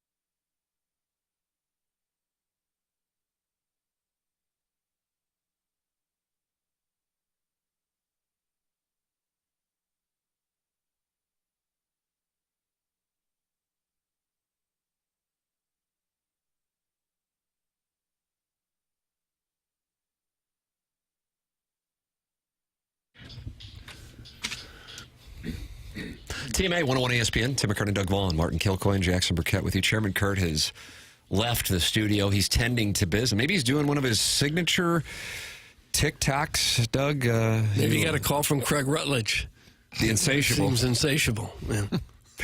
You're welcome to call in, but nobody will be able to answer it for the time being at 3149. Oh, you can just put them right on? Well, I could. You can call and talk to Jackson Burkett at 314-974-0101. Yeah, unbelievable. If you call in, I'll pick it up. About that? I mean, I'll have to I'll be talking in a very. Let's see it. Let's see what this looks like. Yeah, Jackson has to play the drops, use his vernacular into the microphone, and answer the phone. Standing by. Here we go. What's that number, Tim? That's 314-974-0101. Callier and Thompson phone lines. Yeah, so I'll have to huddle over and answer quietly. Oh, you're gonna turn go my private. mic off. Yeah. I kind of have to go private. That's why it's easier for Chairman Kurt to do it. But in a pinch, I can always be there. It might be interesting for the listeners if they could hear the conversation that you have. Yeah. Just kind of eavesdrop in on what goes on. Well, in a vacuum, I would agree. In a vacuum. It kind of defeats the purpose of the filter if then you can just, if there is no filter. Deke Dotem is in the YouTube chat, so if you want to get a chance to talk to Deke Dotem, he's in there. It's youtube.com/TMA STL, and you'll get a chance to meet the TMA crew on Thursday night at Hot Shots for the TMA Christmas party. Join the Morning After crew at the all-new Hot Shots on Lindbergh for a TMA Christmas party, and please bring a new unwrapped toy for our toy drive December 12th, this Thursday from 7 to 9 p.m. The toys are going to Annie's Hope. Doug is going to be dressed up as Santa, and you're giving out presents every 10 minutes, like Blues tickets, signed Blues pucks, and then concert tickets for the big concerts coming up next year, including Post Malone and Jelly Roll and Kendrick Lamar and SZA. So, I mean, this every 10 minutes, Doug's giving out prizes. And you get to sit on his lap and take pictures with the audience. How great is that going to be? I'll be busier than a one-arm paper hanger. This, are you really dressing as Santa, or is this a bit we're doing? I don't know. I got to work on that's the what the copy says. I don't have a suit. Didn't we have Copy wants to come down to McGurk's and have a free breakfast, and people got there and it was $10? I think we misled the audience on a St. Patty's Day down the road. Vlad Guerrero Jr. will be a free agent next year. He might get some big dollars. I mean, not Soto dollars. Not Soto dollars, right? I don't know if anybody's in that grouping. How was that phone call, Jackie? Off air only? It went well. Both of them. We got a couple folks. How'd it go? What do they want to talk about with you? It's just, first of all, seemed very, jovial. Like they were very excited to talk. Doug, our audience has always been. Okay. They don't want to talk to us? They do. Oh, yeah, they're on hold. Oh, they are? All right. Or you're texting Tim. Well, yeah, I'm getting. He's right there. You could probably just say Bill's on line one. Right, Bill. No, Bill is not on. Fred, not on the line. Caller Buzz is on the line, I see. No. And Caller Buzz won the Milagro Tequila Listener of the month. Was that June 2023? I don't know the months, Tim. Good morning, Caller Buzz. You are on the Callier and Thompson phone lines. Hi, Tim. Hi, Doug. Hello, Hi, Buzz. Hi, Martin. Hi, Buzz. It was June. It was when the doctor took me to the concert, and he drank my wife's breast milk. Doug? Why did you feel the need to bring that up now? Well, he was refreshing TMA listeners' memory, and 101 listeners are starting to learn some of the people who are active on the program, and so that's Buzz's historical context. Okay. No, I just wanted to call in and say hello. I'm on the gauntlet, so Doug, we're kind of seeping into the other shows. Are you proud of that? I don't like any seeping. No. So I took down Carrie and I took down Anthony, so I'm on a roll. So I'm going to give you a shout out on the gauntlet, Doug. That's not easy to do. Caller Buzz. Yeah, it was random on Anthony, so I got lucky there. It was like when the coral reef the Great Barrier Reef was found. Do you know the year, Doug? No. Okay, it was in the 1700s. But are you like Dan Orlovsky? Are you on every show? Yeah, I'm getting around. I have my hits. Okay. I'm the official furry correspondent of 101 ESPN. No, are you a furry yourself? Well, I had coitus with a girl with the Truman head on. So Martin, Caller Buzz was Truman the Tiger down in Colombia for a period of time. I don't know if I would announce that. That's a big honor. I was half furry, half man, full lover. Yeah, like a sentiment. What was your Mizzou era? I was 2012 to 2016, so I saw 2 SEC championships. Oh, yeah. Matty Mock, the Columbia Beaver. Matty Mock and Tim Below, man, was wild. So you were on the field when Henry Josie busted loose to take Mizzou all the way to the SEC title game? Yeah, A&M. That was a great game. That's my but the favorite basketball Mizzou. was just as bad. That basketball period was horrible. That was the Kim Anderson I think we era? lost. Yeah, we lost to UMKC, I believe, at home. Yeah. Did you and the kangaroo fight? We don't talk about that. No, but I got in a dance-off with that BYU Tiger, and he is an athlete. And I am just a chubby man that drinks a lot of beer, and I got smoked. Oh, I thought you were a little doughy. Isn't BYU a cougar? Yeah, it is a cougar. It's kind of like a Brio. Caller Buzz, anything else going? Yeah, I do want to say I like watching you guys be the stepdads of 101. Like you're like banging the mom and the new kids call and they're like, what? Look at my dead bug collection. And you guys have to be like, that is so cool, Johnny. And they talk about like the Chiefs O-line and stuff. I love seeing that. World. God, I hate agreeing with you in any form. All right, boys, I love you. Bye. Okay, wonderful. This is why the phone lines are poison. I think the phone lines are wonderful. It allows listeners to interact with us live on the air. And caller Buzz, he's a Milagro Tequila Listener of the Month. I mean, this guy's got mad credibility. Okay. Jackson, Andy Crouppen is here. Yes. He's a title sponsor of the program. He's going to be with us. Martin, maybe you can argue with him about the salary cap. I bet he's going to take your side. He likes to spar with Ed as well. So I think he's going to take your side. That's what I think. And that was a week ago. That was pre-Juan Soto 765. And Ed's premise was baseball is more balanced and you have more of a chance to win even than the NFL, that the NFL is an illusion that there's parity because there are so many teams who have never, in fact, won the Super Bowl. And I blame that on incompetence. The Detroit Lions, the Chicago Bears, they've all got plenty of money. They're just not very good at it. Detroit Lions silver uniforms. And do you have a problem with that? Yeah. What do you do? They're really kind of more blue with silver helmet. Yeah, but they do sometimes bring out the silver, right? Yeah, it's like the full hefty bag, and I don't think that's a great look. You don't like the Lions uniform? I do like when they go all blue with the silver helmet. Oh, yeah, I think looks that's great. Very sharp. Mm-hmm. But I'm the all gray one. And your least favorite uniform in the NFL is the Ravens? No. Least favorite. I hate what the Browns do with the orange. Get rid of the orange. I mean, it's their color. Orange helmet, but not orange pants. It's interesting. You don't like Tennessee and you don't like the Cleveland Browns. But I like the You like color. Ricky Fowler on a Sunday?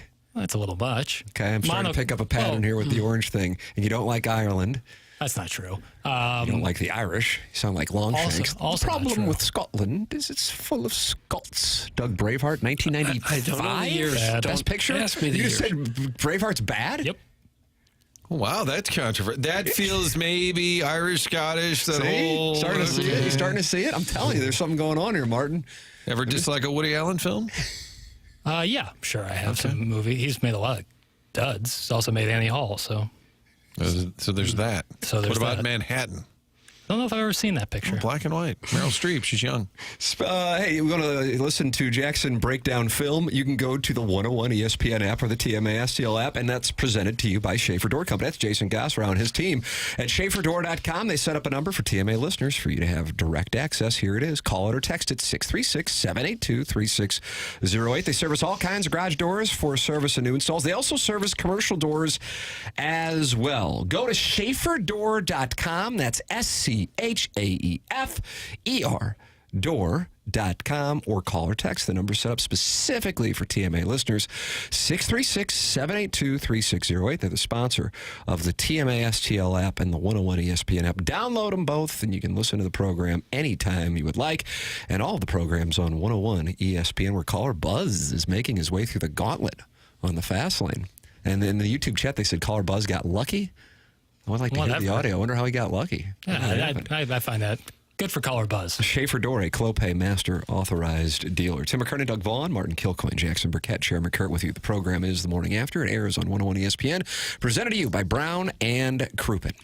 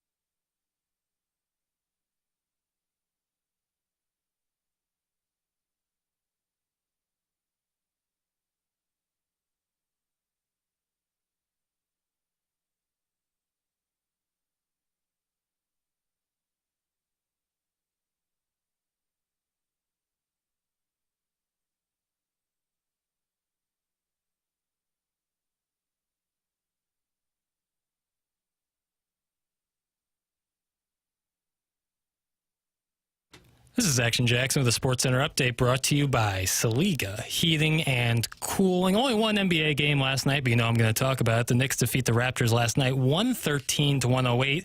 Karl Anthony Towns with a hero performance, 24 points and 15 rebounds. That was another Sports Center update brought to you by Saliga Heating and Cooling, an independent American Standard heating and air conditioning dealer.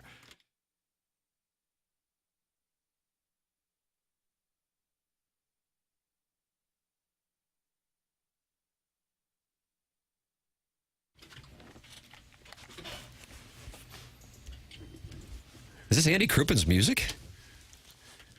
You don't have headphones in. He has entrance music? Yeah, he's got entrance music. Here I it is. don't have headphones. Andy Krupin, Brown and Krupin, presenting sponsor of TMA here on 101 ESPN with Jackson playing his entrance music. And it was just something I think you would really, really enjoy. I don't know. What did I come into? Kendrick Lamar? March Madness by Future. Okay, all right, I'll take it. Swaggy.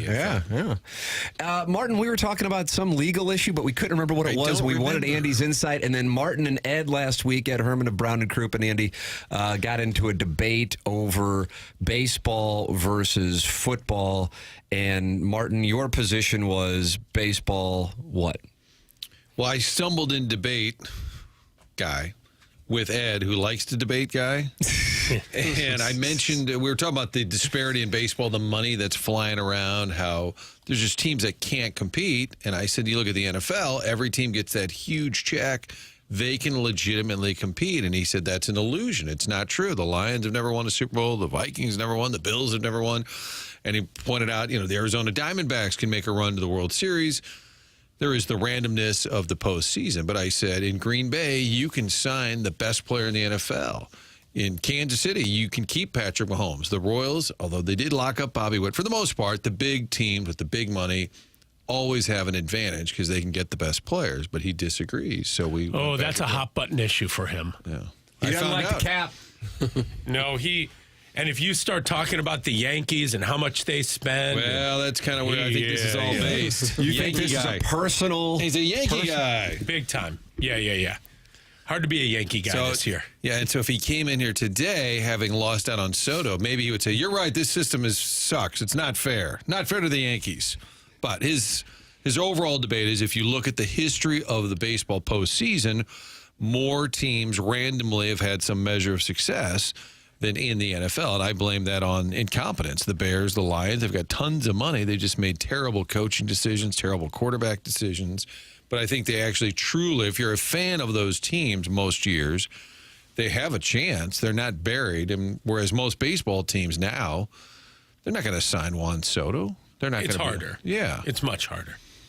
So that was the genesis. I feel like that's probably a coffee talk down at the BNC headquarters. I feel like this has come up before. A little bit. It's refreshing because all I hear at home is, it's the end of the Eras tour, so I'm getting a lot of Taylor Swift. Wow. Your family's upset by that it's over? So my wife was in Vancouver seeing one of the last shows. Is that right? Taking up the Blues Hotel. So the Blues had to stay in Edmonton an extra few nights because there were no hotels available in Vancouver where they play the Canucks tonight. It's insane what happens in cities. I went to Kansas City, and it's like you couldn't go anywhere without seeing Swifties. It's everywhere. And so anyway, my wife's there, and the other night she comes home, and on Saturday I was with my oldest daughter. I was like, what's wrong? She's like, nothing. I was like, what's wrong? I know you. Something's wrong. You just seem a little down. She's like, well, it's the end of the Eras tour, and, I'm just going to miss it. I mean, it consumes their life. They're on these, apps where they're guessing what she's going to wear, and so that's what so even though they're not at the concert, it is still part of life. Oh, they're watching live streams. There are these apps that you guess and get points for what she's going to wear and what songs it's insane. And if you really think about it, I was talking to her about this. This is, if you are, I feel like I lived through this with the early days of hip hop. I was born in the 80s, and that was the music I listened to. And at the time, I didn't realize how good I had it. As you get older and you realize, wow, I lived through the creation of something really, really special. I was there. I was at the right age at the right time, and I was trying to explain to her, like, this is not normal. What just happened? This is one of the longest tours that ever happened. When you talk about, and I hate to switch from sports on a sports show back to Taylor Swift, but I guess, anything and everything is welcome. She is the NFL, right? When you talk about her, I think there are only 3 other names that you can put in that conversation: Michael Jackson, Elvis, and the Beatles. And then, it's really remarkable what, from just a pop culture standpoint, what we just witnessed. It is really incredible. There's no denying it. I've always asked, what makes her so much different than the other top female pop singers? She doesn't have a big personality, really. And most people say, well, she writes her own songs. Well, who cares who writes the songs? Good on her for doing it. I don't get it. I don't understand what made her this ultimate superstar. The other guys, 3 you just mentioned, they were different. They did things that had never been done before. But she doesn't, really, does she? I don't know. Listen, the music is very catchy. She has got a lot of hits. I don't know. She struck a nerve. I went to one of the shows. I don't know if any of you did. And I've never seen anything like it. It was in Kansas City at, where was it, Arrowhead, I guess, and packed. And I've never seen, 60,000+ people on their feet, screaming, crying, dancing, singing every lyric for 3.5 hours. It just, it was remarkable. What's the age group? Is it mostly teenage girls? No, it's... Well, don't get mad about it. I'm just wondering. No, it really isn't. It's men, it's women, it's older, it's younger. It's shocking. It really... And it seems like she had been around about 10 years or before she really all of a sudden something blew up. happened. Yeah. I don't know if it was COVID, like good timing, her music. I don't know. It is a remarkable cultural phenomenon that should be studied, will be studied. Yeah. Jackson, I really want your perspective on this. I know you don't have a microphone, but if you don't just mind, scribble on a board. Yeah, well, that's right. I'd be curious. Do you speak on this. ASL? I think a big part of it is she's spanning now, to Doug's point about how long she's been in it, multiple generations where people my age who were in their teenage years a little less than 10 years ago, then you have people 10 years older than that and 10 years younger than that. So you've got like 30 years of generations who love her music. If you remember, like Kanye took that award from her like 15 or 16 years ago. Correct. And she was already super famous then. And when you can strike a chord and, it's a copycat kind of world, everyone listens to Taylor Swift, you kind of bond over that. You create a real creation, a real parasocial relationship. Don't say parasocial. Don't come with that stuff. Like a deep connection to her. And I think actually writing her own songs is a big part of that because it's her actually telling her own story as opposed to here's another hit from this producer. She's making her own music. She's also kind of mobilized her fans when she's done her own version so she can own her own masters, the Taylor's version of it. Yeah, do you think that was a big part of it? Yeah, I think that puts people like on her team. There's a controversy. There's a bad guy, which is the corporation, and a good guy, which is Taylor Swift. And I think that all of that encompassing makes a very rabid, dedicated fan base. Now get back over here and tell me what you think about the new Kendrick Lamar album, which is way more interesting. Is there a parasocial connection? I think rap beef has gotten crazy because social media decides winners regardless of this, that, the other. I like the album, though. I thought it was good. I really like the song with SZA. That's it? Andy was looking for more. Wow. Yeah, my God. We'll have to talk some other time. I don't know if we have time. We used to have way more. We could have gone an hour on rap beef 6 months ago, but... it's good. I think it's one of the greatest albums to come out in the last 20 years. Why don't you write a diss track about Jackson? Really you good. would write a diss track about Jackson. I just might. That actually might happen from our audience now. Andy Crouppen, Brown and Crouppen, title sponsor of this presentation. Go online at brownandcrouppen.com or one of the greatest phone numbers, 314-222-2222. There you go. I think people think they're calling Fox, too. No offense. When they That's right. We get a lot of breaking news. They call it 2222. Like, yeah, tell Kilcoyne he got the score wrong. Like, this is Brown and Crouppen. Well, I dialed all twos. Andy, we always appreciate the time. Thank you so much for coming in. And talking Taylor Swift. That's and then going after Jackson and now writing a diss track on Jackson. I'm going to have to. I got it. Lyrics in my head. Andy Crouppen, Brown and Crouppen, presenting sponsor here on TMA. Family Golf is a longtime sponsor on the program, and you might be going family golf in the middle of winter. What are you talking about? Well, they've got a sim golf league that you can sign up for, and when the weather is nice, you can go out there, but even when it's not, they have heated bays. I was there hitting balls on Sunday. I take my kids up there quite often. It's Family Golf and Learning Center, and they have sim leagues, and you can sign up for the next season right now. The season starts in January. Go to familygolfonline.com, and then with the holiday season underway, you can book your holiday event at Family Golf. Plus, they have gift cards available in the golf shop and online. It's Family Golf and Learning Center with wonderful instructors, a great facility, short game area, and for the winter months, indoor sim games and leagues. Family Golf and Learning Center online at familygolfonline.com. Family Golf, we make St. Louis better at golf. Your captain's log coming up. John Kelly in the 9 o'clock hour. In studio with us for the 10 o'clock hour, Josh Schertz, head coach of the Billikens and the Design Air Heating and Cooling Email Day, giving away Cardinal tickets today for the prize for the Design Air Heating and Cooling Email of the Day. It's 9 o'clock in St. Louis. This is TMA on 101 ESPN, presented to you by Brown and Crouppen.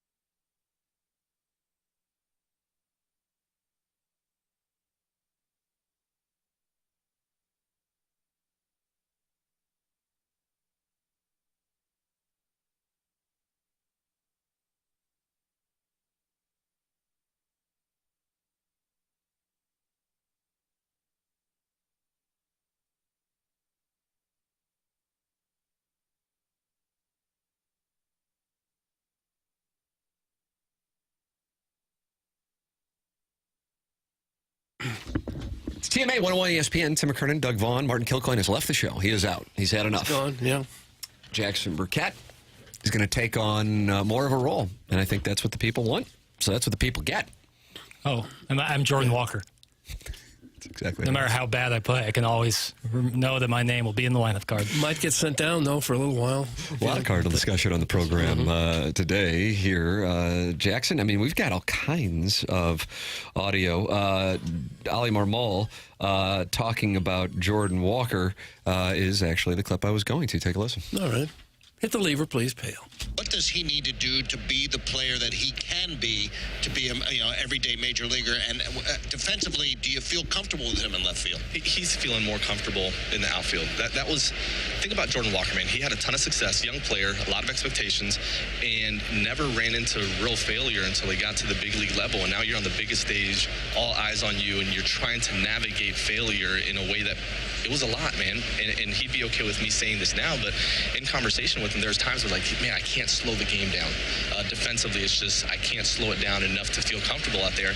And I think we're getting past that, where towards the end of this year, like, he felt good going out there. He felt, is he going to make mistakes? Absolutely. But he's going to be better for it. Offensively, I just got video yesterday of what some of the things him and Brownie are working on. And you talk about the ground ball rate and things of that. Like, he's going to be just fine. We have high expectations for him. He has high expectations for himself. And I think we're going to get a very productive year. There you go. Browning. Brant Brown, hitting coach. Okay. Doug, are you buying your Jordan Walker stock, or are you selling it? I like what he's doing with Brownie. No, I'm going to buy Jordan Walker. Oh, wow. Look at you. Yeah, he's still only 22 years old. Won't be 23 until, like, May. 2 years ago, he had 16 home runs and just wasn't playing all the time, even then. He's got all the potential in the world. Between he and Wynn, you talked a couple hours ago about who might be the next Hall of Famers. Those would be the two guys that would have a shot based on their physical tools, especially Wynn. But I think Walker, if you just leave him in there and stop fooling around with him, maybe Brownie can find something. I think he has the potential to be the best hitter they've got. I do wonder how much that matters psychologically. I really do. For a guy to know that you got the job, you go 0 for 4, you go on a 3-game skid where you're 1 for 13 or something like that. You don't have to worry about getting pulled. You don't have somebody micromanaging each at bat. And if that frees him up mentally, I do think that there is some validity to what Ali Marmol just said. Yeah. Well, who are you going to replace him with if you take him out of the lineup? Who else you got? I had a discussion last year with Ali once they sent him down, and it was over a month that Walker had been in Memphis, and I said, are you interested, and this is the on-camp portion, I said, are you concerned that you might lose him mentally if he's down there too long? He gave an answer, and then when we were done, he said, no, what do you mean by that? And I said, just that he'd get depressed as hell. You guys are staying at the Ritz in New York, and he's on a bus to Tulsa. He said, what are you basing that on? He likes to debate, like an Ed Herman, which is great. And I said, I don't know, being a human being. And that's what I said. I'm like, I don't care if you're a first-round pick. I don't care how much money you've made. If you think you're a big league player and you're just stuck in the minors for months and months and months, you ended up being there 3.5 months, I think it can wear on you mentally. And we had this whole debate about whether that matters or not. And I said, I'm going to argue, yes, psychology of a player does matter. So they left him down there for an awfully long time. And then he came back, had 6 homers in the month of September. And he said the final day of the year when we're doing interviews, I wish I could find the audio, because he said something to the effect, I just kind of started doing what I do. And it worked. Yeah. He sounded like he took what they told him and just kind of, let me do my own thing. It does feel like he's been messed with a lot, and maybe there is an argument to be made. Just let him try it for a while. Try it his way. I mean, Willie McGee, what would they do to his swing right now? They'd change it 10 times over. Mm-hmm. Just sometimes it works. Jamal Wilkes used to shoot crooked elbow. Remember those Jamal Wilkes free throws? Right. Jackson, you might want to go. You could probably enjoy the good Jamal Wilkes deep dive. But Used the to point be Keith is, Wilkes. Keith Wilkes? Same guy. But I would say sometimes they just I think the Cardinals are guilty of this, that they overthink things or overcoach a player, and then they're just all over the place mentally. Well, they'll have a new first baseman, and that's Wilson Contreras. Ali Marmol was asked about Wilson Contreras moving to first base. Hit the lever, please, Pale. Is there a talk about the Contreras move to first base? I think for me, it's interesting because, we were middle infielders. Yeah. I want no thinking when I throw the ball over to first base. I know it's getting picked. Yeah, that's a real thing. And your first baseman makes everybody better. And we saw that when Goldie came in. The other guys in that diamond got a lot better. So I hear what you're saying. He's going to work hard at it. At the end of the day, it's keeping Contreras healthy. Whether that's DH, first base, a combination of those two things, it's making sure that he can be in the lineup as much as possible and not have these IL stints. Because if he's in the lineup, man, this is a 30-plus homer guy. So in talking to him, there's a little bit of relief of like, yeah, my identity is as a catcher. I've done that my whole life. But at the end of the day, man, I want to be healthy. I want to help the team. I want to be in the lineup. And he's excited about going and working with a combination of Stubby and Cheo, Jose Oquendo, who's in Jupiter with him right now, to make sure that he feels comfortable once the season starts.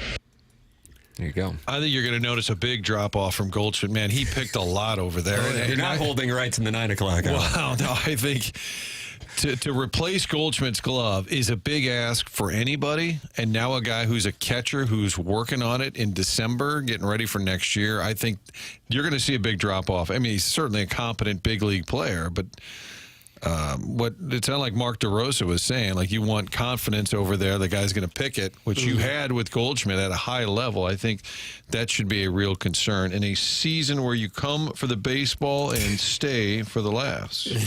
And it's not just picking up low throws. If you've never really fielded ground balls, that's an issue too. I mean, I assume that he hasn't taken infield practice in a long time. He's going to have some bullets hit to him at first base. That's not an easy skill to have. Those plays are harder than scooping the low throw. You got Walker, who's a third baseman, but he plays the outfield. You've got Contreras as a catcher. He's playing first. It's not the recipe for a great defensive team. No. It worked for the Rams when they would draft quarterbacks and wide receivers and put them in the secondary. But Mason Wynn's going to move to second to save his arm. Right. And then if Arenado's back, which is not the goal, their intention is he would go to short because it was going to pump him up. That was just one caller. That was one caller who seemed to hit on a couple. But overall, I things. feel pretty good about where the club is. Obviously. Jamal Wilkes has one of the worst looking free throws I've ever seen in my entire life. Good player, though. Had you ever heard of him before this? No. Is that not an odd release? Extremely odd. And it worked for him. Hey, listen, whatever works. That's what I'm saying. He was on some of those UCLA teams that won national championships. Okay, got you with... he might have even been with, or even Bill Walton, maybe a little after. Yeah, both extremely dominant. He and Sidney Rowe were together. Guys, the Cardinals are working their way to the bottom of the league defensively. That's from the 636. Recently, we heard how important it was to have a veteran presence in defense, and now you have a guy who's a catcher playing first base, replacing a. And I just don't think all of the double standards, the hypocrisy, the message one year to the next year gets much attention. It's usually focal points on Bill DeWitt won't spend money, and I just think that is the wrong message. It's the bright shiny object. It would be if I was engagement farming on social media. It's what I would hit because you're playing the St. Louis hits, so to speak. But it's misguided. They give you plenty of other things to call attention to as opposed to something that I actually think is not accurate. I think they have spent money. They've just spent it unwisely. But it's better to just be mad at a billionaire for being a billionaire and then say you should spend more. And that's just not necessarily the way that things work. Not everybody is Steve Cohen. Jackson, you were holding up a sign, and that's because Doug's going to tell us about Munganess, St. Louis Acura. Munganess. It's where you ought to go if your car needs maintenance or service, or if you're looking to buy a new or used car, of course. Munganess St. Louis Acura and Munganess Burkhardt Alton Toyota, two fabulous dealerships, longtime sponsors. We just love these guys. And they've even given us a phone number where you can call and you'll get straight to the muckety mucks, and they'll make sure that as a listener you get special care. Here's the number. I'll give it now. Please write it down. 314-252-0. You're not writing. You're not writing. 314-252-0029. That's the number. Straight to the muckety mucks. Jamie Burkhardt, Peter Munganess, Ryan Seiberg in the service department. They want to take great care of you. They always have. They've taken great care of us. Those of us on the dais have taken our cars there for several years now. I've bought a car from there. Just a fabulous dealership, the best around. Munganess St. Louis Acura is on Manchester out in Baldwin. Munganess Burkhardt Alton Toyota. I don't know the street that it's on, but you can find it. I've been there. Easy to find. Been going there for many, many years. Once you get a car guy, someone you can really trust to work on your car, it's invaluable because you never have to worry again about where you're going to go to get your car fixed. These guys will take fantastic care of you. Again, one more time with the phone number. 314-252-0029. Or check them out online at stlouisacura.com or altontoyota.com. Now, oftentimes in our industry, not me, of course, but others may have a self-inflated sense of worth. Certainly not you. Thank you. No. Thank you. I was hoping, and I noticed like a pause before somebody jumped in there. Okay. This might be an all-timer in which somebody who's doing sports talk radio thought that they were going to land a princess. Land a princess. We'll have that for you. Wow. On the other side of the break. Doug, my teasing clinic that I went to, I'm going to a teasing clinic to get better at teasing. Are you really? Like a symposium of some sort? A teasing symposium. All right. Feel really good about that tease. John Kelly's with us from Vancouver, Blues and Canucks tonight. That's coming up in about 20 minutes. Josh Schertz is in studio in the 10 o'clock hour with the Design Air Heating and Cooling email today. Giving away Cardinal tickets today for our Design Air Heating and Cooling email of the day. Send yours in the morning after at InsideSTL.com. Cardinal tickets, the prize for today's email of the day. So if you've never competed in the email of the day, this is your chance. TMA is your shot to score a 6-game Cardinal bobblehead ticket pack for the 2025 season. The 6-game pack features all the 2025 bobblehead giveaways next year, including Mason Wynn, Ozzie Smith, and more. Cardinal ticket packs go on sale now. You can text in or email in the Design Air Heating and Cooling email of the day to win yours. Find all the Cardinal ticket packs at cardinals.com/holiday. Tim McKernan, Doug Vaughn, Martin Kilcoyne, Jackson Burkett, Chairman Kurt. The program is The Morning After. It's presented to you by Brown and Crouppen on 101 ESPN and the TMA STL YouTube channel.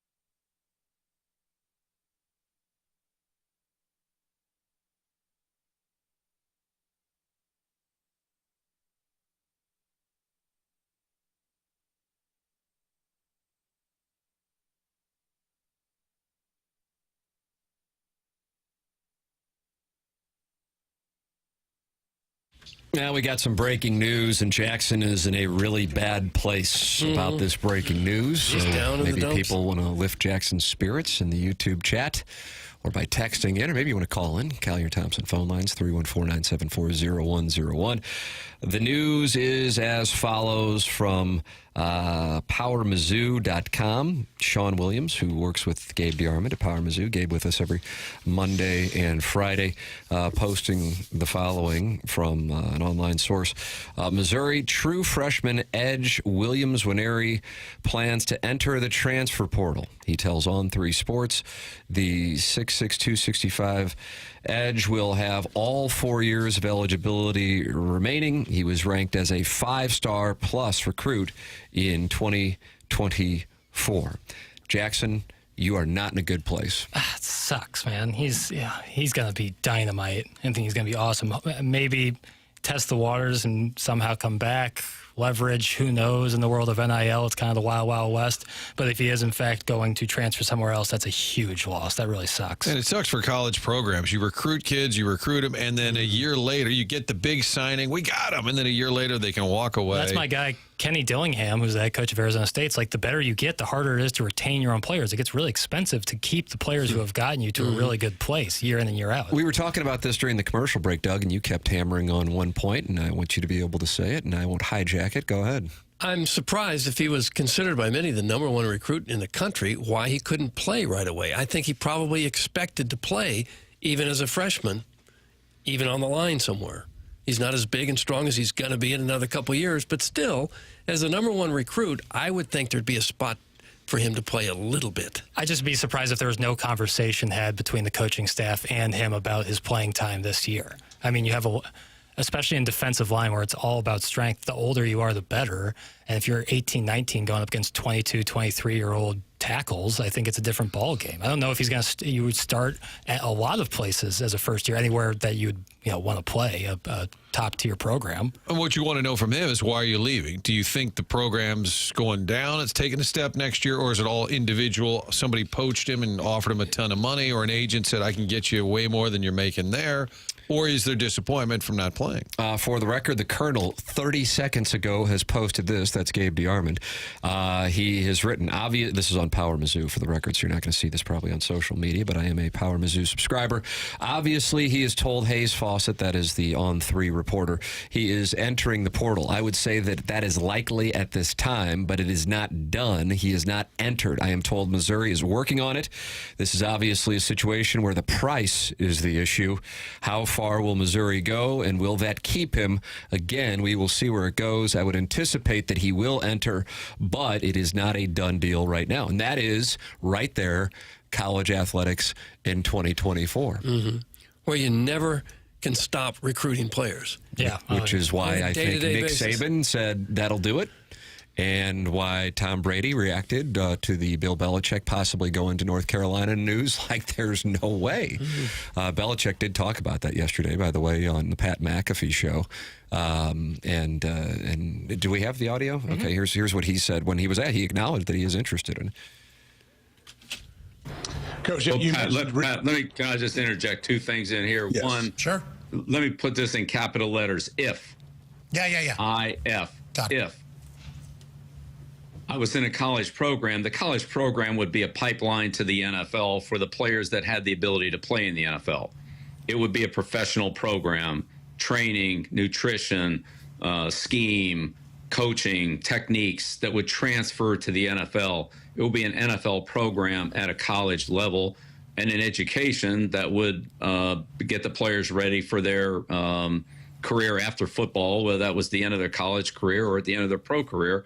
But it would be, geared toward, developing the player, time management, discipline, structure, and all that would be life skills, regardless of whether they're in the NFL or in somewhere in business. And I feel very confident that I have the contacts in the National Football League to pave the way for those players that would have the ability to have the opportunity to compete in the National Football League. Whether they're good enough or not, I don't know, but they would be ready for it. I don't have any doubt about that.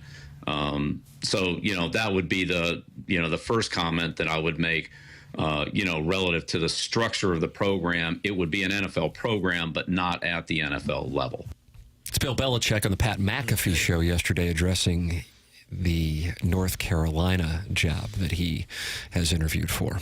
Feels really random. Bill Belichick to North Carolina, of all programs. Feels like he just wants to get back in. And can't get in the NFL. I mean, to put up with what Missouri fans and Eli Drinkwitz, but college coaches and any of the big programs are dealing with now. I mean, Alabama's got guys leaving. That every year, this is what you do. It is non-stop. And I just don't know if it's something that Bill Belichick at this point in his life would really want to put up with. Yeah, it's great if you can get guys to the NFL, but still, even on a great roster, that doesn't mean that even a third of those guys can get to the NFL, much less at North Carolina, which has never really been a powerhouse. Yeah, you look at a Mizzou team, that's usually a pretty good team. There's maybe a player or two every year. There's not many more than that. Right. Just one or two. So I don't know if it's the Deion Sanders mindset. Okay, we'll get him in the building because of the name associated with the program. But I think Deion Sanders' thing comes with more of the flair than Belichick's. Doug, would you describe it as meat and potatoes? Not really. Yeah. It sounded like he was selling the idea even to people listening, like why it would work, why it makes sense. I'm like, maybe he's just selling his friends. I'm like, what are you doing? Why does this make sense? I mean, let me put it this way: if the New York Giants, whenever and Jackson broke the story, they have fired Brian Dable. They just haven't made it public yet. Jackson's source told them. Whenever that happens, if they said, "Okay, you can go to the Giants or you can go to the Tar Heels," I think all day he's taking the Giants. I agree. But this is him going, "Oh crap, I might not have a place, and I want to coach." Tell you what, Saban's not going back to coaching. At least I'm as certain as I can be without knowing. Belichick wants to go back to it. I've enjoyed the hell out of both of them on ESPN. Saban, really, but I think Belichick's been great, too. And those are two guys who, when they would do the media circuit, they were not by any means known as, automatic, so to speak, as far as being entertaining or informative. If anything, they just wanted to get it over with and go back to work. I think Belichick has a ton to offer knowing the game, whereas Saban's got a great personality, which came out at times, and now even more so. I think Saban's become a TV star. Yeah, he is in his role on good. role on game day. If I were the Giants, I would hire Belichick. What do you, another couple of years? What if it doesn't work? You're such a crap organization at this point. Why not let him put his fingerprints on things? I don't think it was all Tom Brady. I think you win that many Super Bowls, you got to tip your cap there. He's got history with the Giants. I know he's older, bring in a young staff. If I'm the Giants, I would try it. Why not? I mean, I know Dable hasn't been fired yet, Jackson. Sorry to report. No. But I know some people wonder why a coach like that would still want to coach when you made your millions. But that's their personal identity. Yeah. That's who they are, no matter how old they get. You see that sometimes in broadcasting and other sports and jobs that are considered fun, entertaining. People don't want to quit. No matter how much money, that's who they are. Right. He's a coach. He's got a game to prepare for, and that's his identity. They don't want to give it up. A lot of people ask me when you're going to retire, and I say Doug loves the craft. Yeah. He loves the craft. And for me, it is a craft. It's more art than anything else. When you like working with the young kids, sort of molding them to the next generation. Look what you've done for Jackson and his uniform Twitter account. Look at me. I've worked very hard with you, and I think you're going to make it. You feel you want to give back at this point in your career. You want to be buried with the mic. Yeah, that's exactly what I want. Takes beyond the grave. When I'm in hospice, I want a headset so I can still spit hot takes. We'll cryo freeze you so you can have opinions on, Wonderful. Yeah. I was doing podcast segments with LaRussa 5 years ago, Tony Talk in 2019, and he was working for the Red Sox as a special consultant. And 1 week he said, Walt and I were at this game last night, and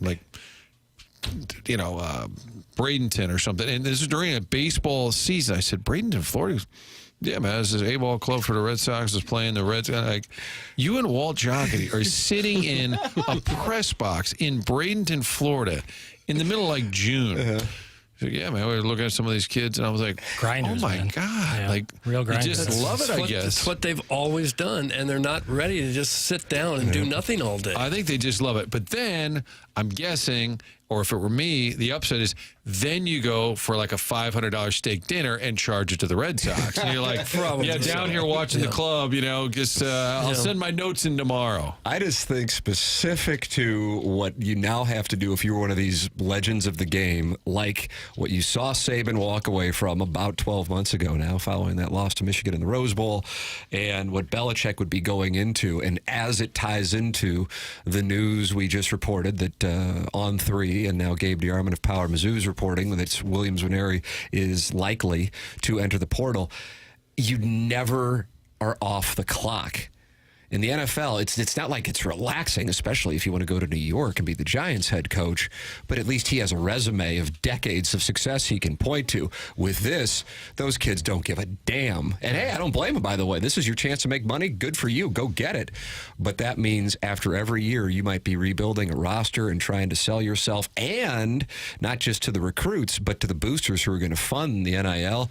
God, that just does not sound like an attractive thing. So even if I'm, say, Marcus Freeman and his association with the Bears that you've heard and the success he had at Notre Dame this year, you go, God, I don't know if I want to leave Notre Dame. I would want to leave the NIL and the recruiting that is, nonstop. Yeah. It seems like they're going to have to make some change to these rules because it's chaos. They have to make a uniform rule policy. The rules are different, like depending on your longitude and latitude. It's ridiculous. Mm-hmm. Well, the NCAA blew the whole thing. I mean, you would get fined if you took a kid for lunch after his mom died, and you would get a sanction for that. And then they just were so strict, and now we have the overcorrection, which it's just absolute chaos. They have no control over it. It's certainly a young coach's game. Eli Drinkwitz, to his credit, seems to have the energy and the passion to go out and recruit these kids and play that part. The Oregon coach is young. The Notre Dame coach is young. For the most part, all these guys are in their 30s. Cignetti's kind of an exception. He's an older coach who got his first big crack in the 60s, I think. That's correct. But start picturing all these coaches. Dillingham at Arizona State, young guy. Just even Lincoln Riley, young guy. You go around. Fran Brown. Our guy, Fran Brown. And what a difference from just a few years ago. I remember Rich Grauer saying years ago, I don't know if it was on the air or not, he said sometimes when the Billiken basketball team would go out on a road game, the night before they'd take the whole team to a movie, and some of the kids couldn't afford to get into the movie theater. Some of them didn't have $5 or $10 to get in, and he would kind of slip them $10 to get in to watch it with all the teammates, knowing full well that was a major NCAA violation. That was Majerus. He took Andre Miller to lunch in Salt Lake. His mom or grandma died, and they got written up or whatever. Yeah. I'm like, it's like it really matters. The NCAA was so self-important and so stupid, and now what real control do they have? We'll be able to talk about it. Josh Schertz is going to be in studio here in the 10 o'clock hour. John Kelly with us as the Blues take on the Canucks. That's coming up, and we're giving away Cardinal tickets for our Design Air Heating and Cooling email today. Send your emails in. It comes your way at 10:45 the morning after at InsideSTL.com if you are in the market for a holiday gift. Sound Story is a great option at MySoundStory.com. Doug and I do these sound stories regularly. It's actually Chairman Kurt's full-time job. You guys had one yesterday, if I'm not mistaken. Fascinating woman. What did you have? Fascinating.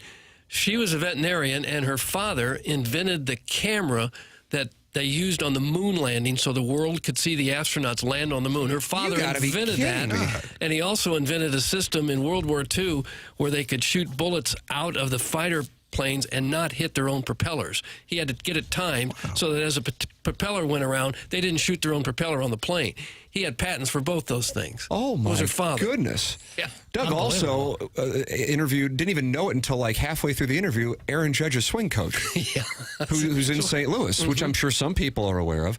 But the point is, you don't have to have some kind of incredible story like this. At this point, Doug and I have interviewed hundreds of people. What it is an interview with your mother, your father, your grandmother, your grandfather. Now we have video as well. You go to mysoundstory.com, you enter the promo code TMA, and you get a gift card and present it for the holidays. So not only will your mother or father, or grandmother, or grandfather love it, everybody in the family will love it as well, because it ensures that those stories from your family are saved forever. MySoundStory.com is where you go to get your gift card, and then enter the promo code TMA and get 10% off a Sound Story gift card for the holidays. Tim McKernan, Doug Vaughn, Martin Kilcoyne, Jackson Burkett, Chairman Kurt. The program is The Morning After. John Kelly joining us next on the Blues and Canucks. That's next year on 101 ESPN.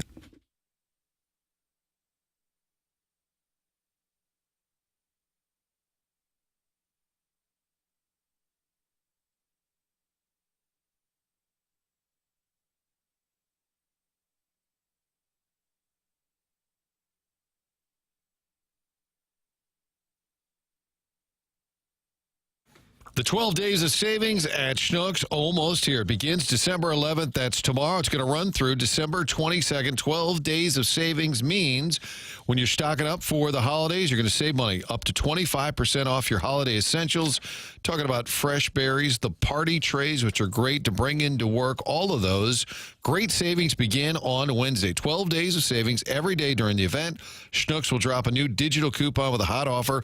Look at the Schnucks Rewards app. Hopefully by now you've downloaded the app. You're saving money and getting great deals. Check out the daily offers. Clip the digital coupon. It's only available in the app. Each offer lasts just one day. Be sure to grab the hot deals while you can. Check out the weekly ad, the Schnucks Rewards app. View all your great offers. It's the 12 days of savings at your neighborhood Schnucks. You're going to load up with groceries anyway. Make sure you save money up to 25% off all those holiday essentials. It's the 12 days of savings at Schnucks, only in the Schnucks Rewards app.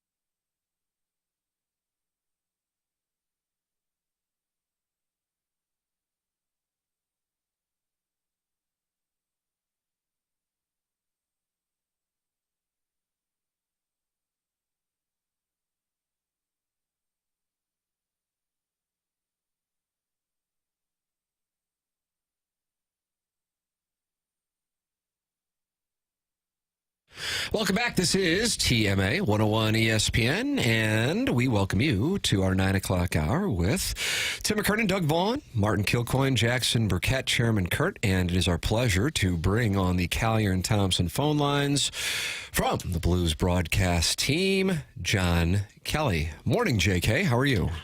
I'm good, Tim. How are you today? We are wonderful here on the program. I'm anxious to see what happens here tonight in Vancouver because it's the first time Jim Montgomery will have had a couple days to work with the guys following a regulation loss. I didn't think that the performance was terrible per se. I mean, they limited that high-powered Oilers team to 21 or 22 shots, but they certainly capitalized on the opportunities. And I'm anxious to see what the Blues do as they wrap up this trip. A win tonight in Vancouver, and you can go, man, that's a hell of a trip, picking up 6 8 points against the caliber of opposition, and it can give you some momentum as you head back to St. Louis. What is your analysis of what we've seen so far? Yeah, well, first of all, played a pretty good game in Edmonton, and a team that, as you said, has got a lot of firepower. As we know, you hold them to 21 shots on goal. But to beat a team on the road like that, you have to play, close to a perfect game, Tim, and they didn't do that.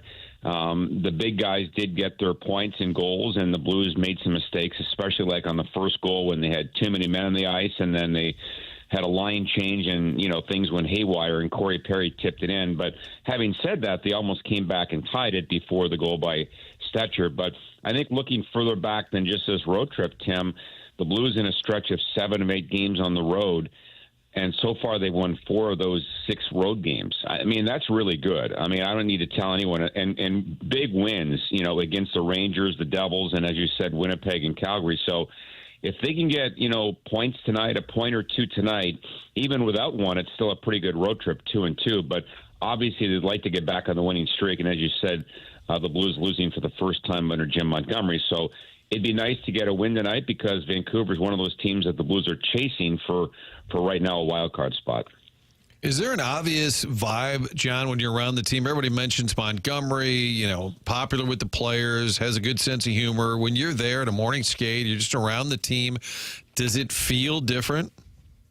It feels a lot different. And, I've been doing this a long time and, seen changes behind the bench and things like that. And, obviously I'm not a player, but just being around the team and the vibe and in the locker room, there's certainly a lot more positivity. And the guys really like Jim. He's a really positive guy. At the same time, he works, on the process, and he talks about the process every day and getting better and good practice habits, things like that. He's a demanding coach like every coach is. But, I think he's a bit of he's a salesman. He's selling what he has to the players, and it's genuine. And just being around him, you get a real positive feeling. So there's definitely a difference around this hockey team the last couple of weeks. Do you ever notice after a long road trip the team wearing down a little bit, or is that not a factor? 4 games in a week in Western Canada, it's got to be tough.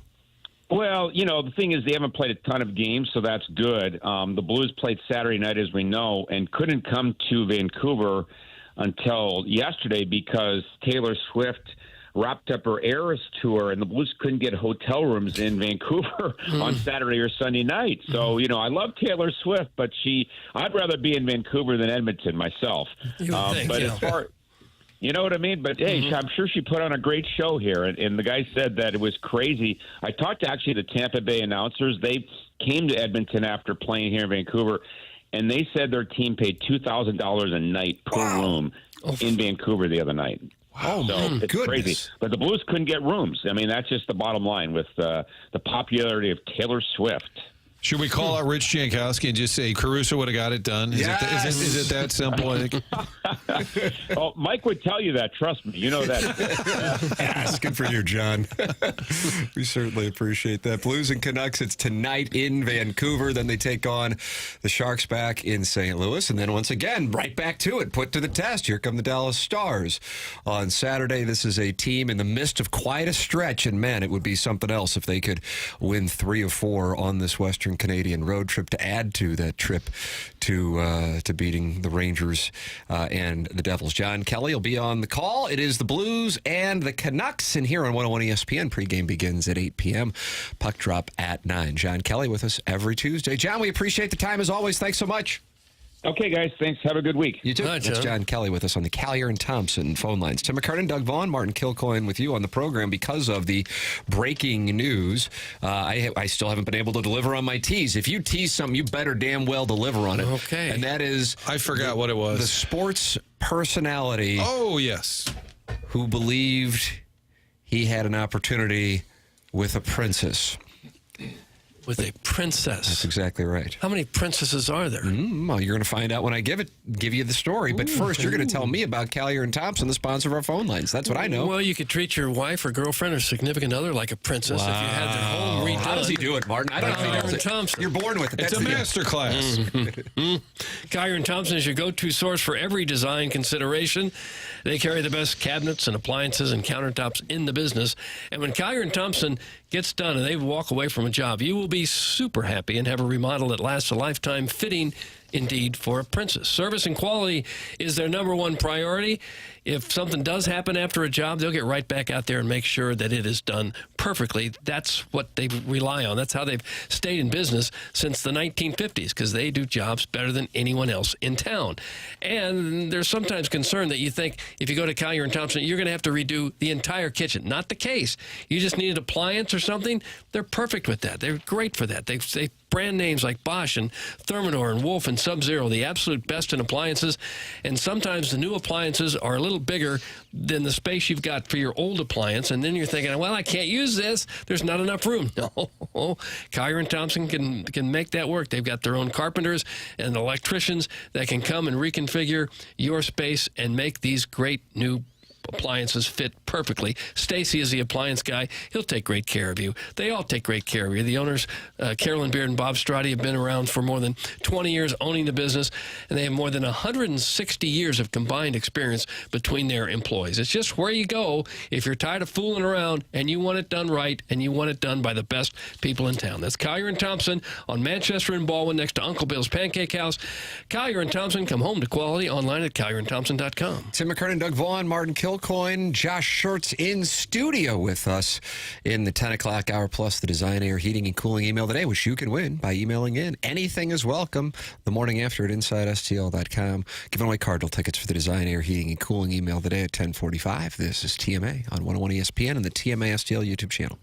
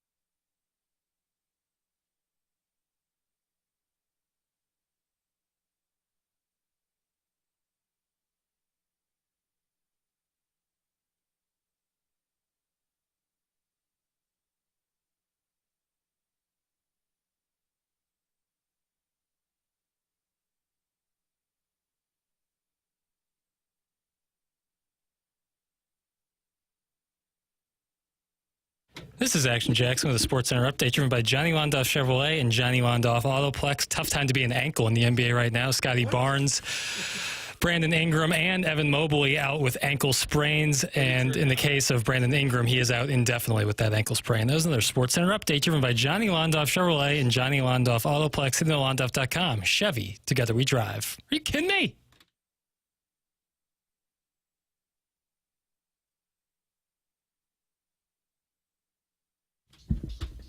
Doug, do you hear the update? It's a tough time to be an ankle in the I NBA. know. Every player has two of them. I know. Well, some of them have, damaged ankles. Basketball's a tough sport on the ankle. You better believe it. A lot And of the jumping foot. up and down, coming down on other people's feet. Watch this. Quick twitch muscles. What did you say there? Yeah, Quick that was twitch offensive. muscles. How I explain that to my kids.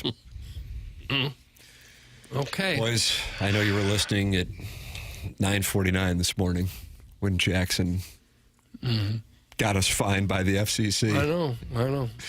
Doug, the deep tease. Would you like to guess the sports media member who was turned down by a princess after taking his shot?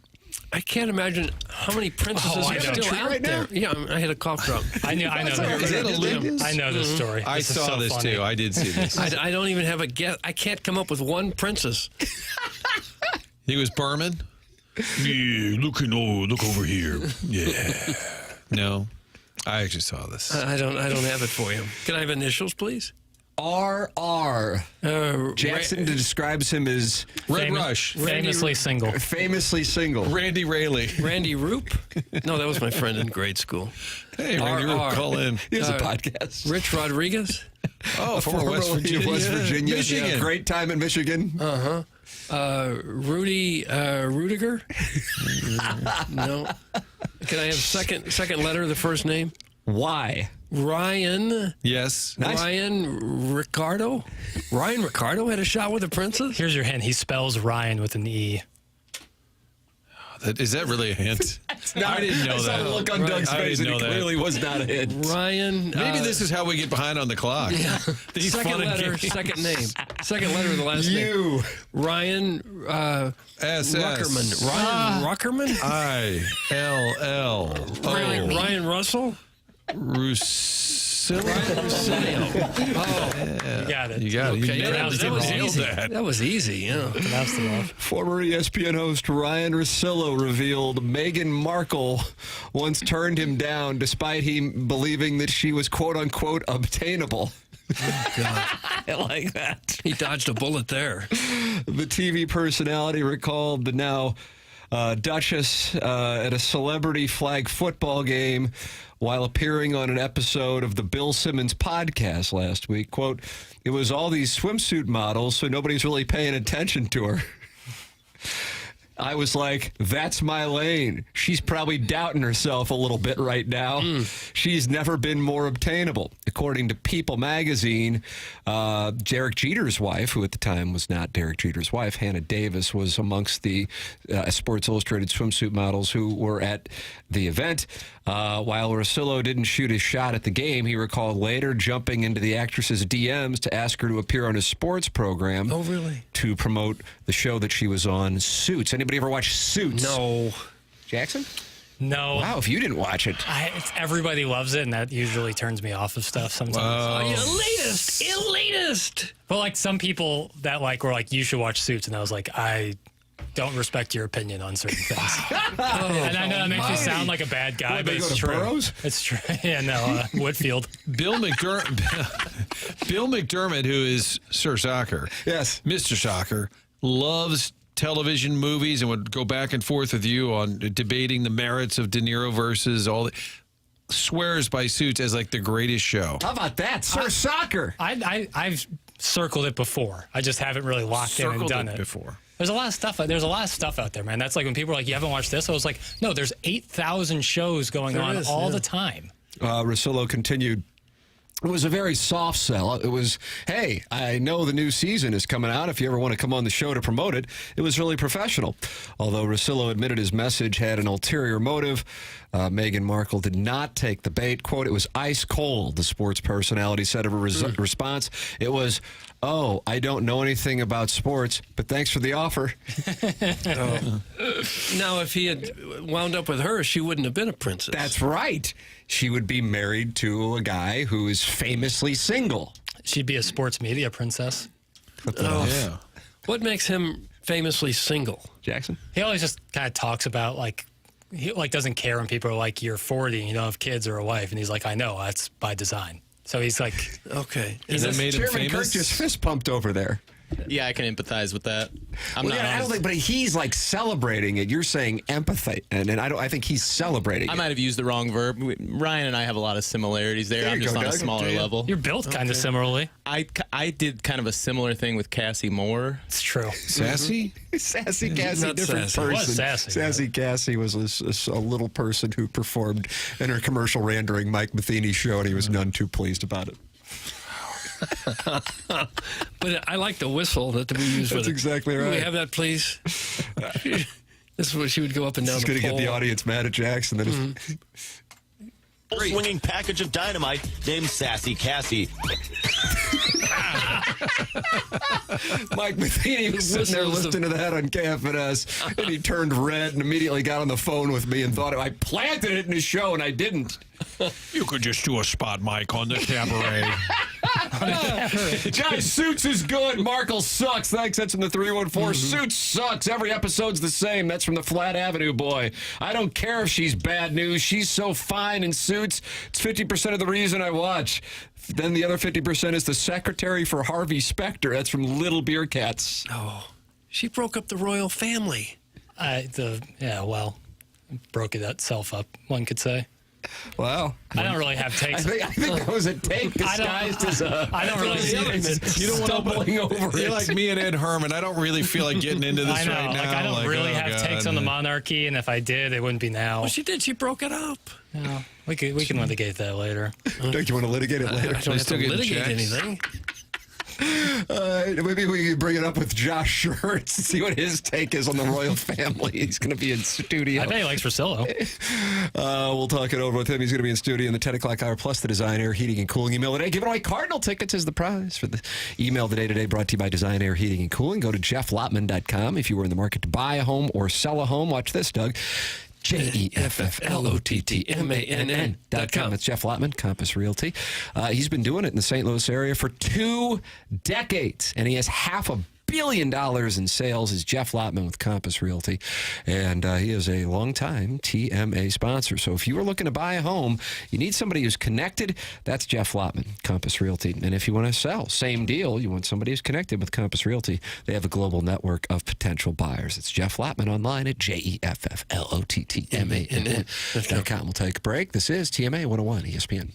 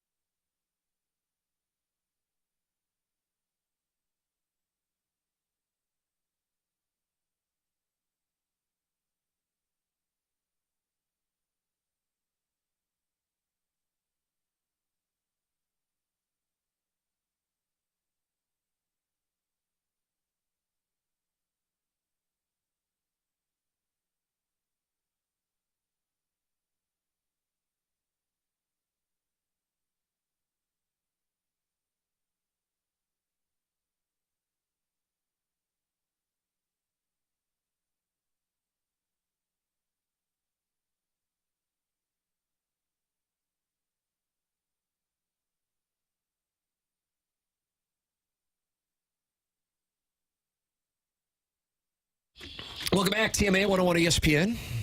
Tim McKernan, Doug Vaughn, Martin Kilcoyne, Jackson Burkett, Chairman Kurt on the program. Send your emails in. Design, Air, Heating, and Cooling email today. Coming your way at 10:45. Giving away Cardinal tickets. Josh Schertz with us in the 10 o'clock hour. And we were catching up on, I fell behind on the commercial breaks. And I felt like, Martin, we were doing well. And then Jackson goes, no, we're only in segment. I don't know where it happened. I really don't. The guessing game, I think. Ryan was silly. Yeah, that did it. That's what got it. Meghan Markle. So Josh Schertz with us coming up in the 10 o'clock hour, 9 o'clock if you're in Denver.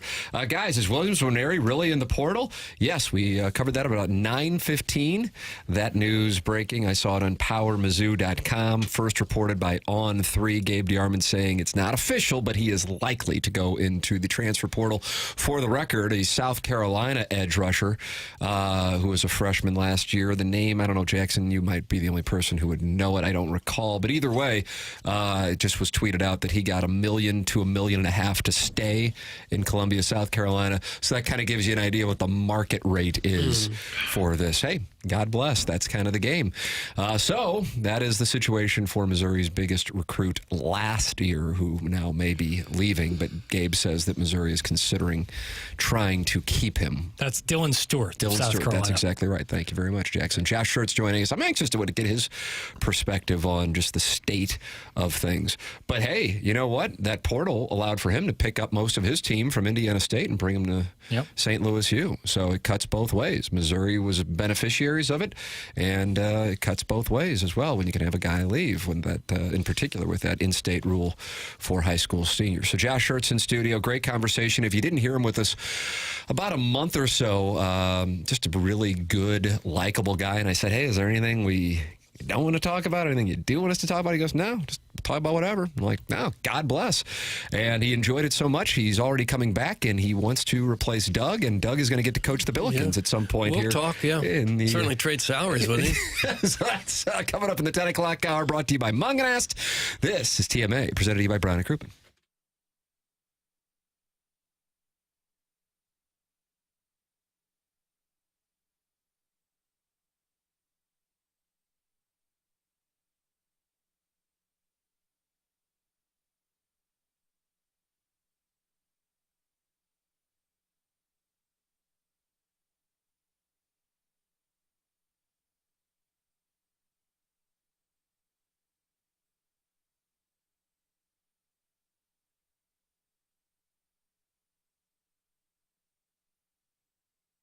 Hey, the holiday season means stress because you got to get out and buy gifts. So one way to relieve the stress is to get yourself a massage. The other way to relieve the stress is to give the gift of massage as a gift. We're talking about the gift of me time from Massage Envy. Give them a gift card. They can use that. Your family member, your friend, colleague, they can use that gift card, whatever they want. A massage, a facial, a stretch session. You can do this between now and December 31st. And if you spend $150 on gift cards, you'll get a free $40 promo card that you can keep for yourself or add it to someone's gift. This time of year, you're stressed. Get a massage. Nothing can really alter your entire mindset like that massage. Then you're ready to attack the holidays. It's also a great gift idea. Keep it simple. Stop by Massage Envy. Get the 150 in gift cards. Get the free $40 promo card back. Great gift this time of year. Love Massage Envy. It's where better begins. The offer is good in location only, not available online. Terms do apply. See franchise locations for details.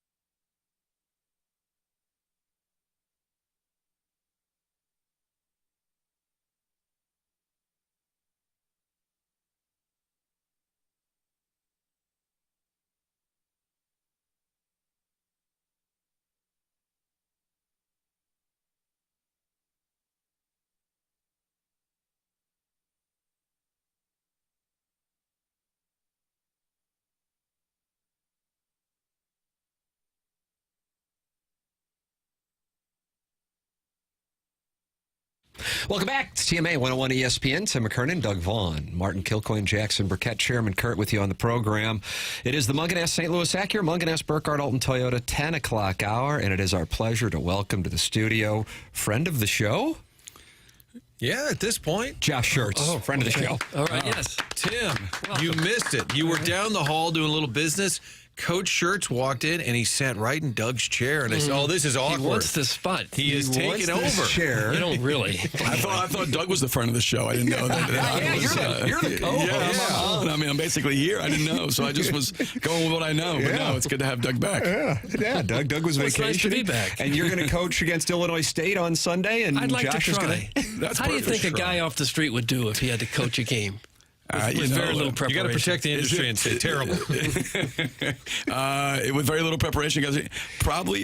Coaching is a little harder than what it seems. I think you probably got to ask guys who are not off the street, but talk to J.J. Redick or Doug Gottlieb and see it's a little harder than what it looks like. Yeah, how's that whole thing going for those? We got two guys who are doing this nitwit job are now actually in the both midst. guys are great basketball. I know Doug well, and he's going to get it going there. But it is easier from the outside, like anything else, than when you're on the inside. But you never know. Some guys are can do it, and so I think Doug, you'd be fine. I would trade out maybe for a week, so you let the coach the team. I could I'll probably step in here. I could show you how to run some practices, maybe. There you go. There you go. I like that. Do you remember your first game? Was your head spinning? Because at High Point you were an assistant? I was right? I was associate head coach at High Point, and then I became a head coach at Lincoln Memorial. That was your first head coach job. The Rail Splitters, guys. The Rail Splitters. One of the best nicknames in college. Yeah. I've had great nicknames. I've had the Rail Splitters, the Sycamores, and the Billikens. That was my head coaching career. How about the first game though at Lincoln Memorial? Were you terrible? I think I was terrible. I mean, no offense. I was terrible most of the first few years in terms of, you look back, you're like, oh my God, like, how did I possibly, like anything. I mean, I think the more you do something, the better you get at it, the more experience you have. So what do you look back at as being like, oh my God, I can't believe I was doing that or not doing that? Really, everything. Really? Like how long we practiced. Our shoot-arounds were like 2 hours long. They were fully taped. I mean, it was ridiculous. What we ran offensively is so different. I mean, if we shot 20 threes in a game, I would just go ballistic because I thought we were being so soft, not getting the ball on the inside. I mean, we played high-low motion and, the drills we did, how hard we practiced, how often we practiced. We conditioned them at, 6 in the morning. It was, you kind of learn on the job. I mean, I think any job you have, whether you're a player, an athlete in a pro sport, if you're doing broadcasting, if you're coaching, if any profession, I think, you start off with, you have to rely on your instincts because you don't know what you're doing, right? Like, I mean, there's no way to know what you're doing if you haven't done something. You can, study it or whatever, but at the end of the day, you have to rely completely on your instincts. And then if your instincts are good enough, you get to do something for long enough that you can get experiences. Yeah. And if you're intelligent about how you process your experience, if you're self-aware about how you process good or bad experiences, right, and you actually learn from your experiences, then that's the pathway to gaining wisdom, right? And then you become good at something because your instincts were good enough to give you enough time. Like if you have bad instincts, you're probably going to get fired from whatever you're doing before you can develop enough experience. And then if you don't process your experiences correctly, you're never going to truly gain wisdom. So it's the combination of those things. You have to rely on your instincts early in any profession, and then hopefully your instincts are good enough to give you the chance to generate experiences. And if you take the truth and can actually truly glean the lessons your experiences are teaching you, that's where wisdom derives from. God, I got to tell you, it's so astute, but it's also just very logical. I mean, that just makes sense. And that's sometimes people, they only coach, they become a head coach and they're there for 2 or 3 years, they get fired and their instincts were bad. Now, I might have got fired at a bigger job. Yeah. We were fortunate my first year, went 500, which was a major improvement there. Second year, we won 20 games, first time in school history, NCAA level. Third year, but I look at all those things we did and I was like, man, I wouldn't do any of that the same now. But I guess my instincts at that time were good enough to buy me time. And then over time, you become better. And there's still things, every game I learn from things I did well or things I did poorly. I think you always start there. And like anything, so the more you do these shows, the better you become. The more there it he is. becomes He's seamless. angling again. Yeah, I think man, he just wants for in. more time. Just for more time. More time in these shows. You were 337 and 69. Won 337 games at Lincoln Memorial. You were there for more than 400. So even though people didn't know your name, that's unbelievable that those reps you're getting. Yep. Seriously, like when to call timeout, when to bench a kid or whatever, like that. All those 400 games. That's unbelievable. What you probably learned from day one there to when you left, in terms of what kind of coach you were. Yeah, that place was unbelievable for me in so many aspects of my life. I spent 13 years in Harrogate. It was such a the head coaching reps. First off, living in a town of 4,000 people in the middle of nowhere in Appalachia. Was it kind of like Normandale and Hoosiers? Everybody knew you? I mean, eventually, when I got there, it was kind of like it was just that was. They had no track record of success, and it just became this incredible place with people. And I mean, there was a lot of circumstance that coalesced together that made it just an incredible. It was like a utopian existence for a long time. But yeah, the reps you're talking about, being in the games, calling the timeouts, coaching practice, dealing with injuries, dealing with egos, getting guys to embrace, accept roles, handling success, handling failure, trying to build a program and from the ground up, and then which is a challenge in itself. Then once you become a championship level program, sustaining it's a whole different challenge. Like it's one thing to build it and climb the mountain, and then when you get to the top of the mountain and you are the best program in your league, in our case, top 1 or 2 program in the country, year in, year out, then it becomes the challenge, becomes sustaining success, which is in a lot of ways harder than it was to climb the mountain. So I think all those experiences there were so good for me. And then, going to Indiana State and getting there, and it was a jarring experience for me because I went from where at LMU I was pretty well regarded in terms of like, hey, if he does something, it's the right thing. When our first year in Indiana State, we struggled, and I remember just like people were like, yeah, the guy's over his head. He can't coach Division I. And I was like, oh man, I regret saying that, Coach. I'm sorry. I was calling him out in St. Louis radio. That's right. But it was just jarring for me that, oh man, like people don't, the first year, and it's the reality at this level, like Division II, there's not the media, there's not the, there's not as much, there's always noise, but it's more, was like inner circle noise, like the players and their parents and coaches of, obviously at this level, and even at Indiana State, there's more of the, external noise. And going through that my first year in State was great because that really was even the 20 losses. It was a humbling experience, but it was also one where it strengthened you because then you realize, all right, that is part of this too. Like you got to be able to handle all the criticism and everything that comes with the job. And it was good for me in that capacity. And then you saw it flip over the next 2 years, and and that was great as well. So all the experiences of when I came here, I'd been I'd coached 500 and some games as a head coach, and and how many practices is that over that 16 years? Thousands of practices, and you deal with all kinds of situations. I'm sure there's things I'll deal with I haven't dealt with yet, but I've dealt. Those experiences certainly prepared me for this. I was looking at some of the seasons you had at Lincoln, where you were 30-3, 34-3, 32-2, 32-1, 7-time Coach of the Year. Did you ever get impatient saying, here I am, somebody come get me? Yeah. It was interesting. I was in such a good job. I was so happy. I had, I wouldn't say, like I said, never would think that people were beating my door down because that's absolutely not what it was. But I had 3 or 4 chances to go Division I as a head coach from there over my time. And every time I felt like the job I had was better. I really felt like the job I was in was better than the job I could have taken. And my relationship with the president, my relationship with the chair of the board, my relationship with the athletic director, like I said, it was like going to work in a utopian existence. I mean, everybody was, pulling the rope in the same direction. You had great alignment from the top down in terms of not only, what we want to do, which was, of course, win basketball games at an extraordinarily high level, but how we wanted to do it, and everything that they could do to give us the opportunity to accomplish that, they did. And it was funny when going into my 13th year, they came to me and said, we want to name the court after you. And I said, that's really nice, and it's an incredible honor.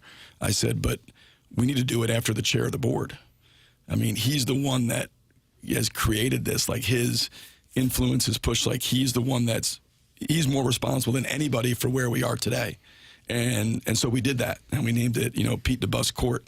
And he was just obviously, loved it, but it was true. Like, there was so many people there, and it started with our board of trustees that were pulling that rope in that same direction. So it wasn't that I never had any chances, but I certainly didn't have the right chances. Indiana State came at the right time. I was our president retired, who I loved. The president they hired I didn't like as much, I'll say that. My athletic director, who I was really close with, had left for another job. And Indiana State was a place where everybody said, man, it reminded me of what Lincoln Memorial was, where they said, you can't win there. Terre Haute, Missouri Valley, lowest budget, lowest, salaries, lowest this, can't win there.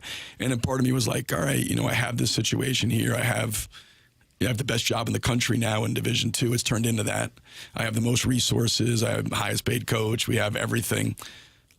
Did we just catch lightning in a bottle? And can I go to Indiana State and let's see if what we believe really works, or did we just kind of catch lightning in a bottle and I'll go and give it a shot here? It was the right time for me to make that move, 45 years old. And I felt like that was, the right time. So we did it, and, it turned out great. But there was more the timing of everything. I think if the president and AD were still at Lincoln Memorial, I'd probably still be at Lincoln Memorial. Amazing how that works. Josh Schertz in studio, Billiken head coach. In a stunning development, your athletic director listens to this program, and he approved of something we were talking about in the 8 o'clock hour. We will have that and get your opinion on it coming up as we take a commercial break here. Josh Schertz, the Billiken head coach, in studio with us here on TMA. It's the 10 o'clock hour, which is presented to you by Munganess, St. Louis Acura, Munganess, Burkhardt, Alton Toyota. Online at stlouisacura.com and altontoyota.com. That's Jamie Burkhardt and Peter Munganess. Their names are on the dealership, and they love the TMA audience and taking good care of our audience. Go online at stlouisacura.com or altontoyota.com, or call or text the number they set up specifically for our audience members, and that number is 314-252-0029. If you're looking to buy, you're looking to lease, or get your car serviced, it's Munganess, St. Louis Acura, Munganess, Burkhardt, Alton Toyota. Our honor to have Josh Schertz in studio with us for the 10 o'clock hour. This is TMA, presented to you by Brown and Crouppen on 101 ESPN.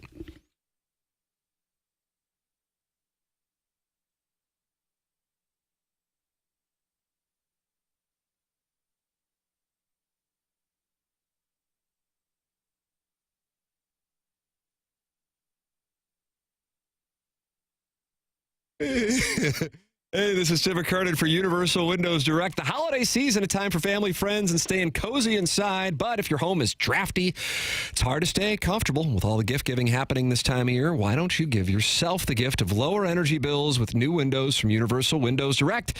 If you act right now, for every 2 windows you buy, you get 2 free. There's no limit, so buy 4, get 4. Buy 20, get 20. Plus, Universal is offering 0% financing for every 60 months.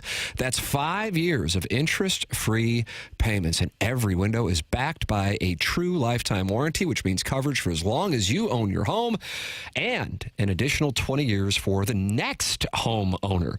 Don't wait. Make sure your home is ready for the winter and the holidays. Call Universal Windows Direct today at 314-334-2522 to schedule your free home estimate, or visit uwd.com. And like me, you'll be saying, I love my windows.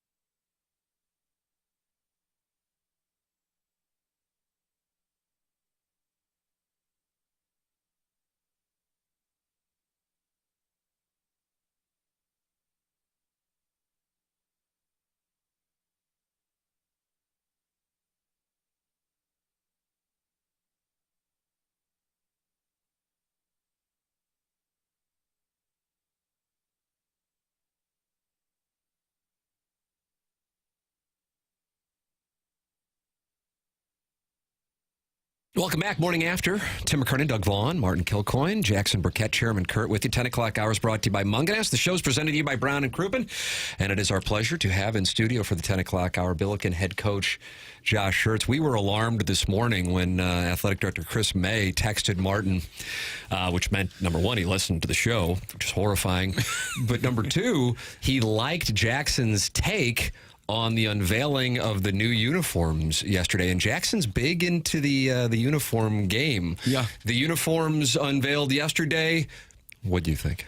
Love them. They're pretty sharp, aren't they? Yeah, I love it. I love the black with the we got a tremendous opportunity to capitalize on that, but it's got to be, for this to work. We talked about all the experiences. The thing I know from Lincoln Memorial, Indiana State, for this to work, it's got to be collaborative. It doesn't happen in a vacuum. Yeah. And this has to be St. Louis's team and St. Louis, the community, and it should be. I mean, the university, our basketball program, and so I think it incorporates that. But it looks, the aesthetics are great. We're certainly going to unveil them on January 3rd. We'll wear them, a few times this year, home and road, and I think become a part of our alternate jersey package with obviously the white, the blue, and the gray. So, how many do you guys have? How many different looks? I know in football, college coaches have said it's part of recruiting. They want to be in these new helmets and all of this.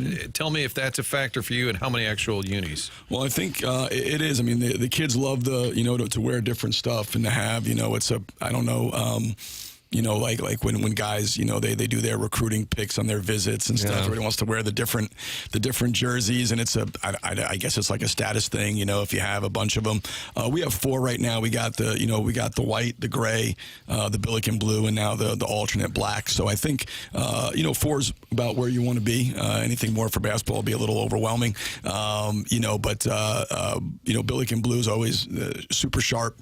But those blacks are I think going to really be a really nice look and something we can sprinkle in to some different games and certainly starting there with a ESPN game against St. Joe's on January 3rd. Do you get a say in that? Do they come to you and say, do you like this? Do you like that? Based on my fashion sense, no one asks me anything. I get no say in anything that's related to fashion. People they just do whatever they want, and my wife doesn't let me dress myself, so that nobody in that department's let me pick anything. I always wonder if coaches keep the gear. Now, if you've never been fired, I don't think. So if you get fired, you just dump it at the campus on the way out of town. Yeah. But you just keep all your stuff over the years. You got some Indiana State in the closet, some loyal. Yeah, I do. I do. I actually have something from everywhere. I would assume if you get fired, you just bonfire it, right? Or give it to Goodwill.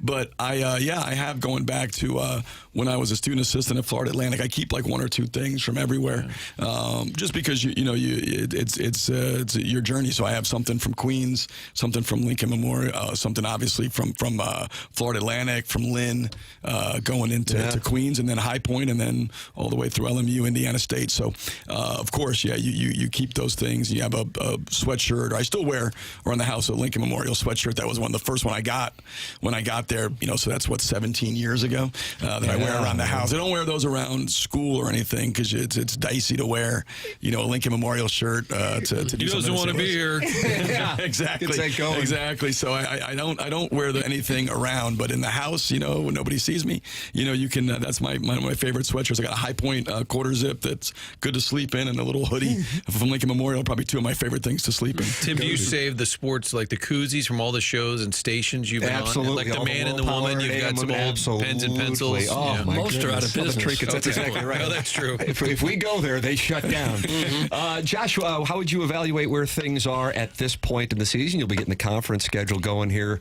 shortly. Team has dealt with some more injuries than I would imagine any coach would want to deal with. How would you give the state of the Billikens at this point?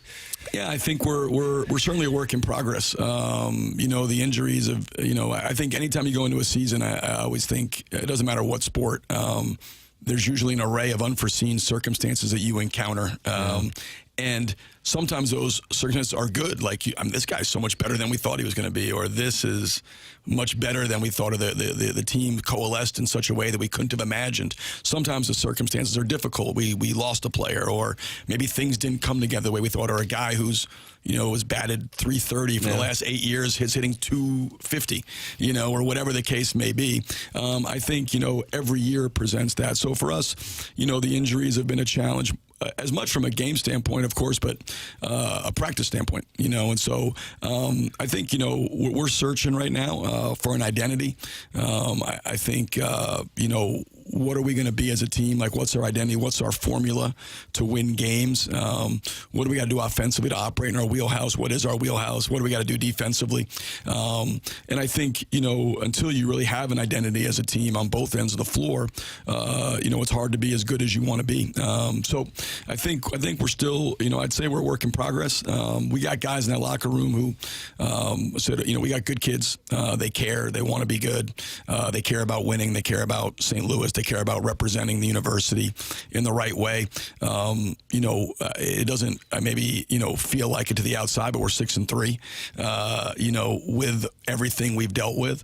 And I think our trajectory, our bandwidth to get better is really high because, again, we just haven't had the group together. And so when we've, even our starting five, Robbie got hurt in the first game. Yeah. He misses whatever next 3 games. He comes back, and then Kellen goes down, Thames, and he's dealing with the cramping stuff, which we're working on. So, obviously the bench, but what it has done is open up opportunities. Guy like Mario McCautry is getting a chance to play a lot of minutes as a freshman.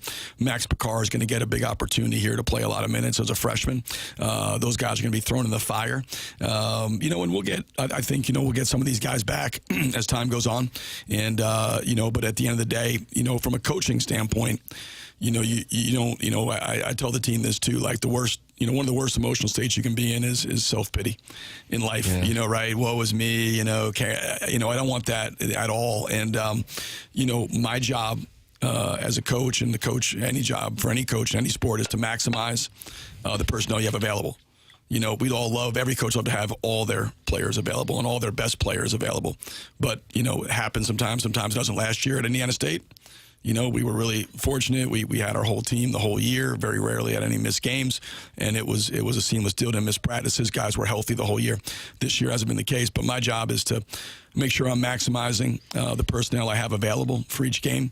And then that we're putting guys in position, to where the sum is greater than individual parts, and of a team. I got a friend who's a big Billiken fan, and he goes to all the games, and he said, ask Coach if Robbie can be down low more often. I said, well, he's good at shooting threes. He goes, I know, but he's the biggest guy. I want him grabbing boards. How do you balance that when he's your big man, but he's a threat from beyond the arc in terms of wanting him down low at times? Well, I think, he posts a fair amount. I mean, now I think when you put somebody, in the post all the time, what that does is one, you would take away he's the best passer we have. 2, his gravity opens up driving lanes when the big man has to come out and guard him on the perimeter. If you just put him in the post, that clogs up all the driving and all the cutting because you would just be cutting into a big man who's standing down there. Spacing, everything offensively is spacing. When you have a 5 that has gravity, and by gravity I mean that he draws defenders away from the basket. Gibson Jimerson has great gravity, right? When he comes off a handoff, usually 2 guys have to go to the ball. If they don't, he's going to shoot it, and that opens up the seams, and now you play to that. So we got to leverage Robbie's gravity.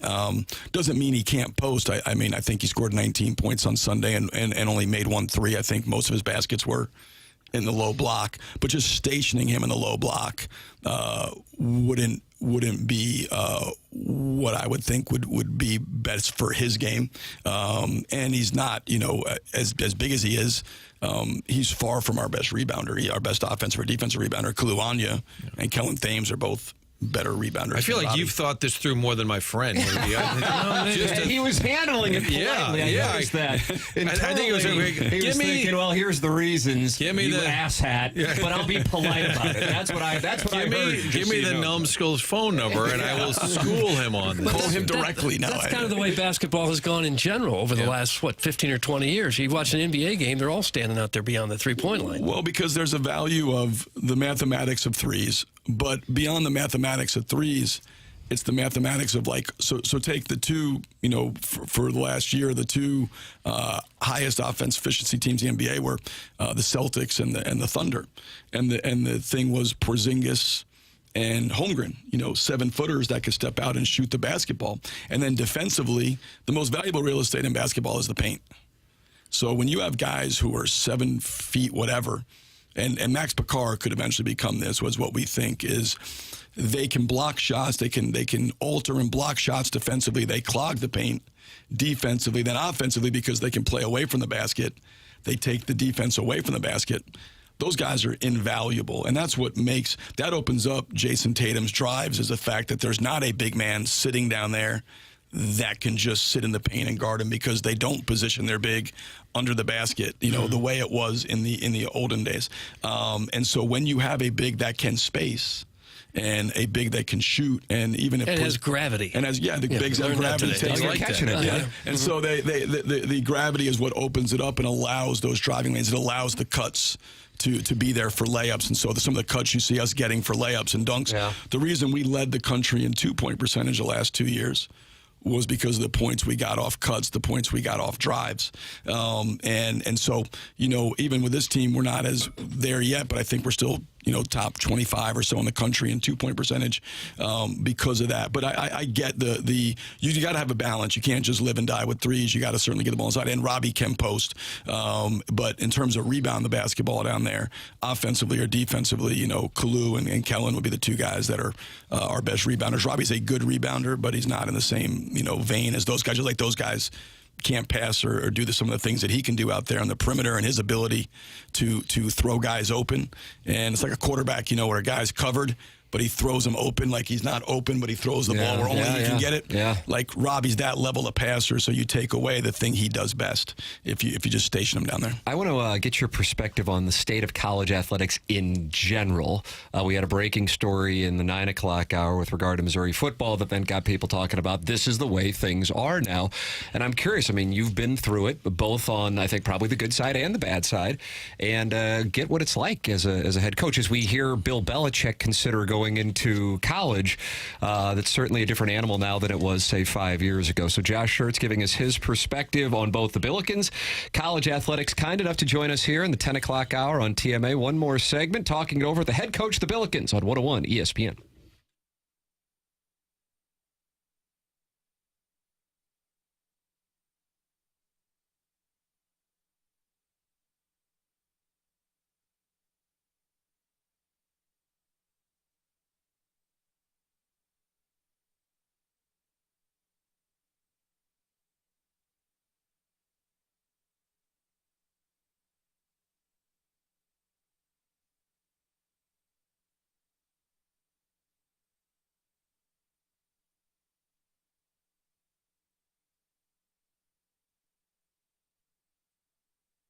Michael's Flooring's been locally and family owned for over 30 years. Michael takes pride in helping and making sure his employees are happy and making a great living. And that's why he wants you to know that if you are a carpet installer, he is paying $7 a square yard. That's $7 a square yard. His passion's flooring, and when you order from him, he wants you to have the best experience for the best price. So if you are interested, go to igotfloored.com to find out how you can become part of Michael's team. They have it all, but carpet is awesome, and it's back. They have so many varieties of all flooring, and they have 3 easy-to-get-to locations in St. Louis, in Creve Coeur, Darden Prairie, and St. Peter's. Holidays are here. Many people love to entertain, show off their home. There's no better way than to get floored at Michael's. And if you're interested in becoming a carpet installer for $7 a square yard, you can sign up by going to igotfloored.com. That's Michael's Flooring.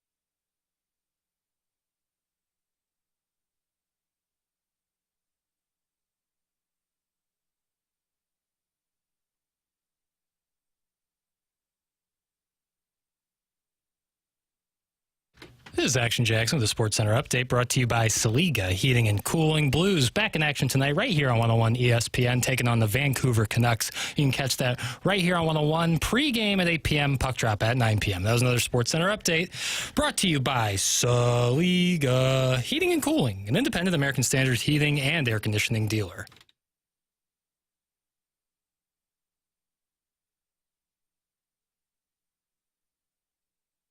Welcome back to TMA. It's presented to you by Brown & Crouppen, Munganess, St. Louis Acura, Munganess, Burkhardt, Alton Toyota, 10 o'clock hour. Tim McKernan, Doug Vaughn, Martin Kilcoyne, Jackson Burkett, and Chairman Kurt with you on the program. And we are honored to have Josh Schertz, the Billikens head coach, in studio with us. One more segment here. And, Coach, in the 9 o'clock hour, we had the story that Williams Winery, who is a 5-star recruit that signed with Missouri football, is likely to enter the transfer portal. And this is just kind of the state of college athletics. When you have a college football team, you have a lot more to deal with than a basketball team, but this is the deal. You can spend all this time recruiting guys, and then essentially it's a one-year deal. You've been coaching long enough to see the before the portal, before the NIL world, and now the new world. What has the adjustment been like for you? What do you think of the state of college athletics? Well, I mean, it's certainly, I'd say, there's a lot of, mental time travel is exhausting and unproductive, right? Like, I had a time in my career, which going all the way back to 2021, I know it feels like a different lifetime, where, the Division II level, we kept our guys for 5 years. We took high school guys, we redshirted them, everybody stayed 5 years. They had guys playing the NBA, 6 guys in the G League, they all stayed their whole careers at Lincoln Memorial, and we kept them for 5 years. There was an unbelievable level of corporate knowledge, of relationships, of shared experiences, right? That really good level of continuity that I think was a secret sauce in our success. Mm-hmm. But the mental time travel to go back to that time and think, well, what was is, again, is exhausting and really non-productive. The world today, it is what it is. NIL is here and is here to stay. And people can debate the goods and bads, but again, it just is what it is. I think, in any climate, you have to adapt and evolve. If you don't, you get left behind. And I think there's a lot of factors that go into, retaining players. I think one thing, for us, and I can only speak for St. Louis basketball, is, for us to have a sustainable championship level program, we have to have continuity. We got to be able to recruit the right kind of guys and retain them. And in this, climate, that is difficult because every rule is designed to fracture continuity. Right. I mean, it's basically, free agency on an annual basis. There isn't anything, stabilizing to it. So I think you have to have a lot of, guys tend to transfer for a variety of reasons. I think, one is, potentially they feel like, sometimes it's just playing time. They want more playing time than they can get, and that happens, and that's happened throughout history. Yeah. I think now what's more is, the relationship aspect of they having a good experience. And the most important relationships in any program aren't really players and coaches, it's players and players. Because they're with the players a lot more than they're with the coaches. So, what kind of experience they having in that locker room with other people? Do they feel like they're being utilized the right way? Do they feel like they're being, if they're not playing a lot, are they being developed? Do they feel like there's a culture where people really are pouring into them, caring for them? It doesn't mean that every guy that leaves doesn't have that. And then sometimes it just comes down to money. And a guy maybe he has great experience in the locker room. He has great teammates. He enjoys them. He enjoys his coaches. He feels like he's being utilized great. He's being put in good situations. He's developing as a player. There's a care level and authenticity there. And then the money's just too significant for somebody to walk away from. And so usually it comes down to those aspects of it. For us, whether that's a good thing or bad thing, like that's what it is. I do think there's an opportunity for our program, in this area. There's been for many years this, St. Louis basketball is a sleeping giant. St. Louis basketball is a sleeping giant. And all the reasons that we've discussed, you got this incredible city, which is an awesome place to live, and it's very attractive for recruits. Got great culture, great diversity. It's a sports town. We talked about, there's no NBA team here. There's no real college team here to compete with for us. So we have this market that we can certainly tap into. You've got this beautiful campus. You've got elite high-level academics at St. Louis. You've got a great Jesuit-level education. Our facilities with the new Champion Center take a back seat to nobody in the country. There's never been a better time for St. Louis University and the basketball program to capitalize on what it can become and to realize its full potential. Because in this climate, in this era, you truly get to choose who you want to be. I mean, the number one player in the country today for basketball, A.J. Dispenza, would be probably the number one pick in the draft in a year, just committed to BYU. You know, he's from Worcester, Mass. Like, that wouldn't have happened 2 years ago. Yeah. Wouldn't have happened 3 years ago. It happened today because of a variety of factors, but, you know, BYU's all in that space. And they're all in that space in football. They're all in that space because it's important to them. You get to choose now who you want to be. So when people go to, we got Troy and guys running our Billiken Victory Fund.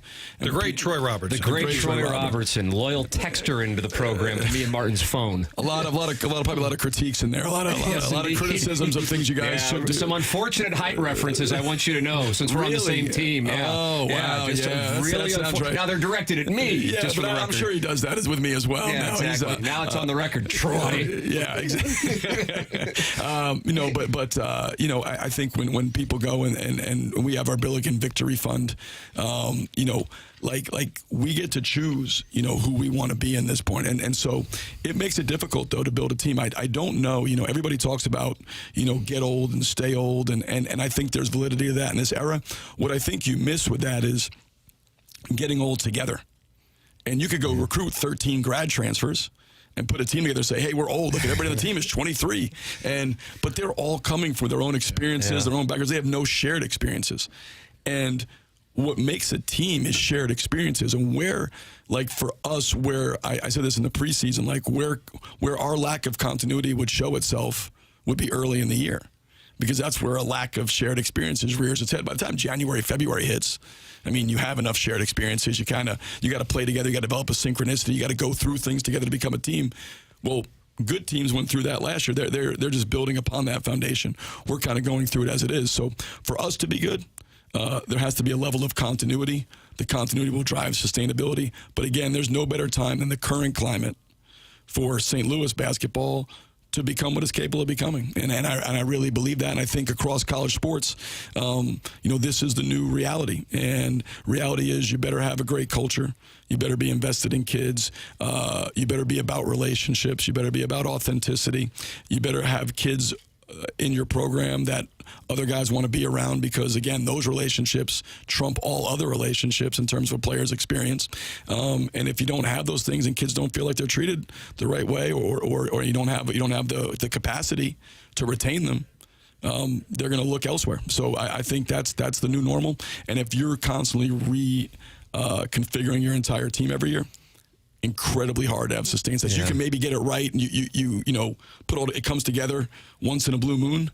But when I'm talking about year in, year out, being in the fight, look at the Marquettes, the Purdue's, the certain basketball, the schools that are doing it that way, and it's doable. But you got to certainly be the exception to the rule. Yeah, everybody on the Marquette roster right now was either there last year or they're incoming freshmen. Correct. They're all Marquette kids. There's nobody. I'm on some group text as a Marquette guy, and every once in a while, we need a portal kid. We got a portal kid. But Shaka said, we're going to do it this way, and they beat Purdue, and Painter said that's the way you do it. And Purdue is the same way, and I know Matt and Shaka well, and that is the secret sauce to sustainably doing it year in and year out. And they have to, it takes culture. It takes a work environment that kids really want to be a part of. And it takes resources. And both those programs have the NIL capacity, but they have the culture. They have the right kind of kids. They're recruiting the right kind of kids. They're passing on kids they think will be, having their hand out, and just it's all about the finances. And from a modeling standpoint, I think that's who we got to be. Where this NIL is not just going and you're just throwing money at random things, but you're actually retaining your really good players. You're saying, hey, these guys are here, they're proven, they're developing. We've got to be able to retain these great players because that's the corporate knowledge. That's the continuity that drives sustainable championship level programs. That's what you're seeing with Marquette, Purdue, and some of these programs. And the programs that are really going out every year and having to try to completely renovate their rosters, it's hit or miss. Yeah, I mean, there's no tough. guarantee that it's going to work. I mean, nobody has more NIL space than like Arkansas and Kansas and some of those places, and they're not 1-2 in the country right now, right? I mean, with the biggest Indiana, I mean, those schools have the biggest NIL collectives. And so when you're having to do it from that capacity versus being able to retain your guys, I think it's a much easier ask. We did it, my team in Indiana State last year, I think was a good example. We had really played 6 guys for most of the year. That was in our rotation, and 4 of the 6 were returners from the 22-23 team. And we hit it right with Ryan Conwell and with Isaiah Swope. And those 6 really were the 6 that kind of played I think we played a 7th guy maybe 8 minutes a game, but those 6 were the lion's share. But 4 of those guys were returners, the Julian Larrys, the Jason Kents, the Robbie Avalas, the Xavier Bledsons. Those guys were with our team the year before, and some of those guys 2 years before. So that continuity, that's what drove last year. That's how you build a culture. Coach Josh Schertz, kind enough to spend another hour with us here in studio on TMA. Coach, we always enjoy the conversation. And, Doug, that'll be fun for you to get a chance to coach against Illinois State this Sunday. Yeah, I'll put them through their paces. Josh. My wife has she'll be disappointed because she has a big a crush on their coach, Ryan is that Peeten. right? Yeah, good-looking guy. So, but Doug, you'll be fun. So this will be. She'll may come with you anyway, just to come support you and the team. But that's nice and see Ryan while he's out there. So we'll get you a press pass. You can cover the game like Doug would back in the day. There you go. And you can hit him with the hard-hitting question. I was an Avila down low. Yeah, I was an Avila down low. What are you doing? Defense looks soft. He's a gravity guy. You're gravity, Doug. Right. Come on. That's a good idea. I'll let him coach, and I'll just come to the press conference and have some hard. Second guess the whole thing. Works for me. Thank you guys for having me as always. Thanks, Josh. We appreciate it, man. That's Josh Schertz, head coach of the Billikens. Take a break. Final segment of TMA for today. Coming up next with the Design Air Heating and Cooling email today, 101 ESPN.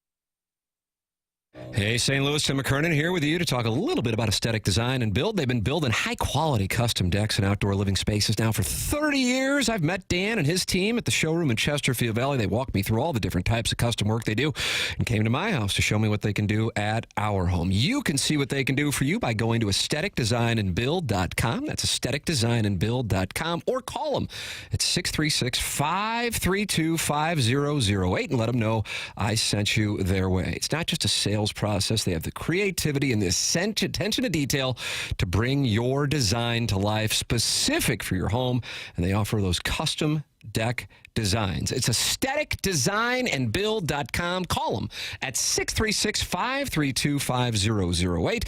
Talk it over with Dan and his team just like I did, and you will be very happy with what they can do for your home. It's aestheticdesignandbuild.com, 636-532-5008, and let them know I sent you their way at aestheticdesignandbuild.com.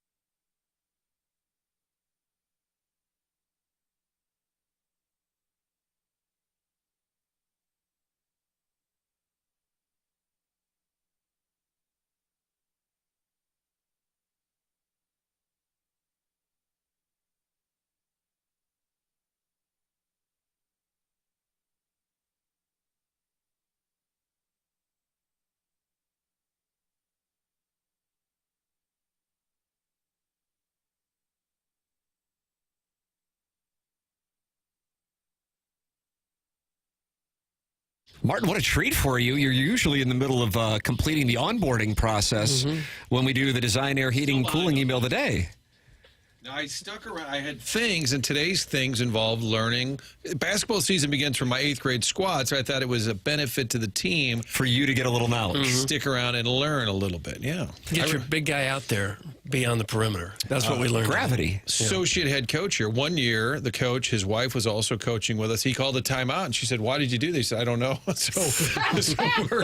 So we're brushing up. We're brushing up on our skill set leading into CYC ball. Opening game this weekend. If you guys have. I hope it's at St. Gabriel. This will be at St. Clement at 2:30. Oh, St. Clement of Rome, Doug. Very tough building. Some wealthy kids there, though. We get the calls. They're not going to want to run. Pediatrician Dr. Hardmuck used to be the referee, and people are like, "Come on, Doc, you take care of my kid. Give me a call." Do you see Jackson, your allies, rapping you? It's 10:57. We haven't started emails yet. No. I wouldn't do it, but there, people do the show after. I'm trying to be respectful. Martin, welcome to me and Chairman Kurt's Alliance. Okay. I don't mean to blow it It's up. a Design, Air, Heating, and Cooling email today. Here we go. Cardinal tickets. Do you like when my tongue swirls around the part of your inner thigh that gets chafed after waiting around Six Flags for a few hours? Is that your question to me, or are you reading an email? This is an email. Oh, okay. Martin, aren't you glad you got to stick around? I kind of zoned out there. I like to review the old text while you do the emails.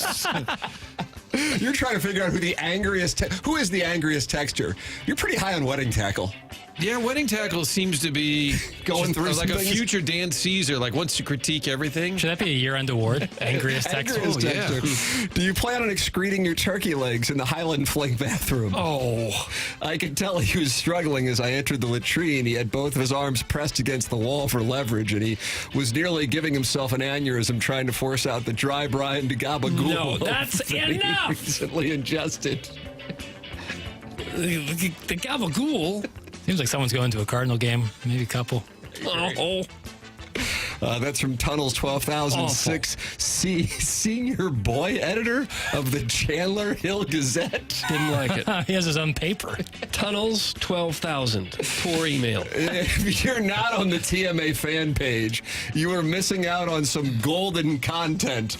Are you in the mood to see a video of Boss Gags playing a song on Saturday Night Live from 1976 that you literally didn't even know existed? Well, you're in luck because the girdle-wearing glass installer with insatiable fingers just posted it on the Facebook page of St. Louis's longest-running sports radio show. Take that, Charlotte. Do you want to see the guy who used to get so high before work that he would accidentally broadcast private sound story interviews live on YouTube, commit libel against a former NFL wide receiver turned local engagement farmer?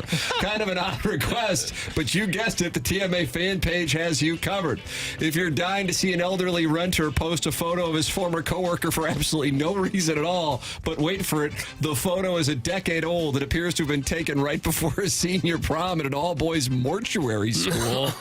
You came to the right place, my friend. Now, the fan page is not to be confused with the TMA subreddit, which features such hot topics as what's the deal with Jay Bomeister? And this wild new complaint, isn't Martin too old to wear a beanie indoors? Come on, Kilcoyne, grow up! That's from the JV golf coach with a picture of Jackson. Looks like you're going to prom. JV golf My prom pick is in there? It is. Am I wearing the white tux? And that's what we have for the Design, Air, Heating, and Cooling email of the day. That's got to be pretty easy. The first one was totally vile. That's me. There was a Buck Swope email, but it just got deleted in front of my very eyes. JV golf coach. I'm not wearing a beanie. Martin, would you like to vote? He referenced Boz Skaggs, so I'll vote for him. That would be the JV golf coach, who therefore wins the Design, Air, Heating, and Cooling email of the day, Martin. That's a travesty. Buck Swope is going to be furious about being deleted. I'll take the congratulations to JV golf coach. JV golf coach has won Cardinal tickets for winning the Design, Air, Heating, and Cooling email of the day. Ted Drew's, great place to go anytime around the year. You're going, it's freezing outside. Why am I going to Ted Drew's? Doug, you know the answer. The Christmas trees that they've got going on right now at Ted Drew's. Take the family there and get a tree and some frozen custard. Ted Drew's, founded on the principle of our business is service. The staff at Ted Drew's will help you select your tree, carry it out to your vehicle, and even secure it for the ride home. Ted Drew's also offers a variety of holiday greenery, including beautiful wreaths with handmade bows and pine roping as well. And they, of course, have the delicious concretes for you to enjoy. Take home, put them in dry ice. That's what I do. And then enjoy them at home. Limited time offer right now for those of you going going shopping for Christmas trees and wreaths, buy 3 quarts and get a jumbo container of toppings for free at Ted Drew's. That offer expires on December 30th. Ted Drew's, longtime sponsor of TMA. Time for us to go. BK and Ferrario are up next. For Jackson Burkett, Chairman Kurt, Martin Kilcoyne, my brother Kevin, Douglas Elvin Vaughn, I'm Tim McKernan. This has been TMA on 101 ESPN, presented to you by Brown and Crouppen.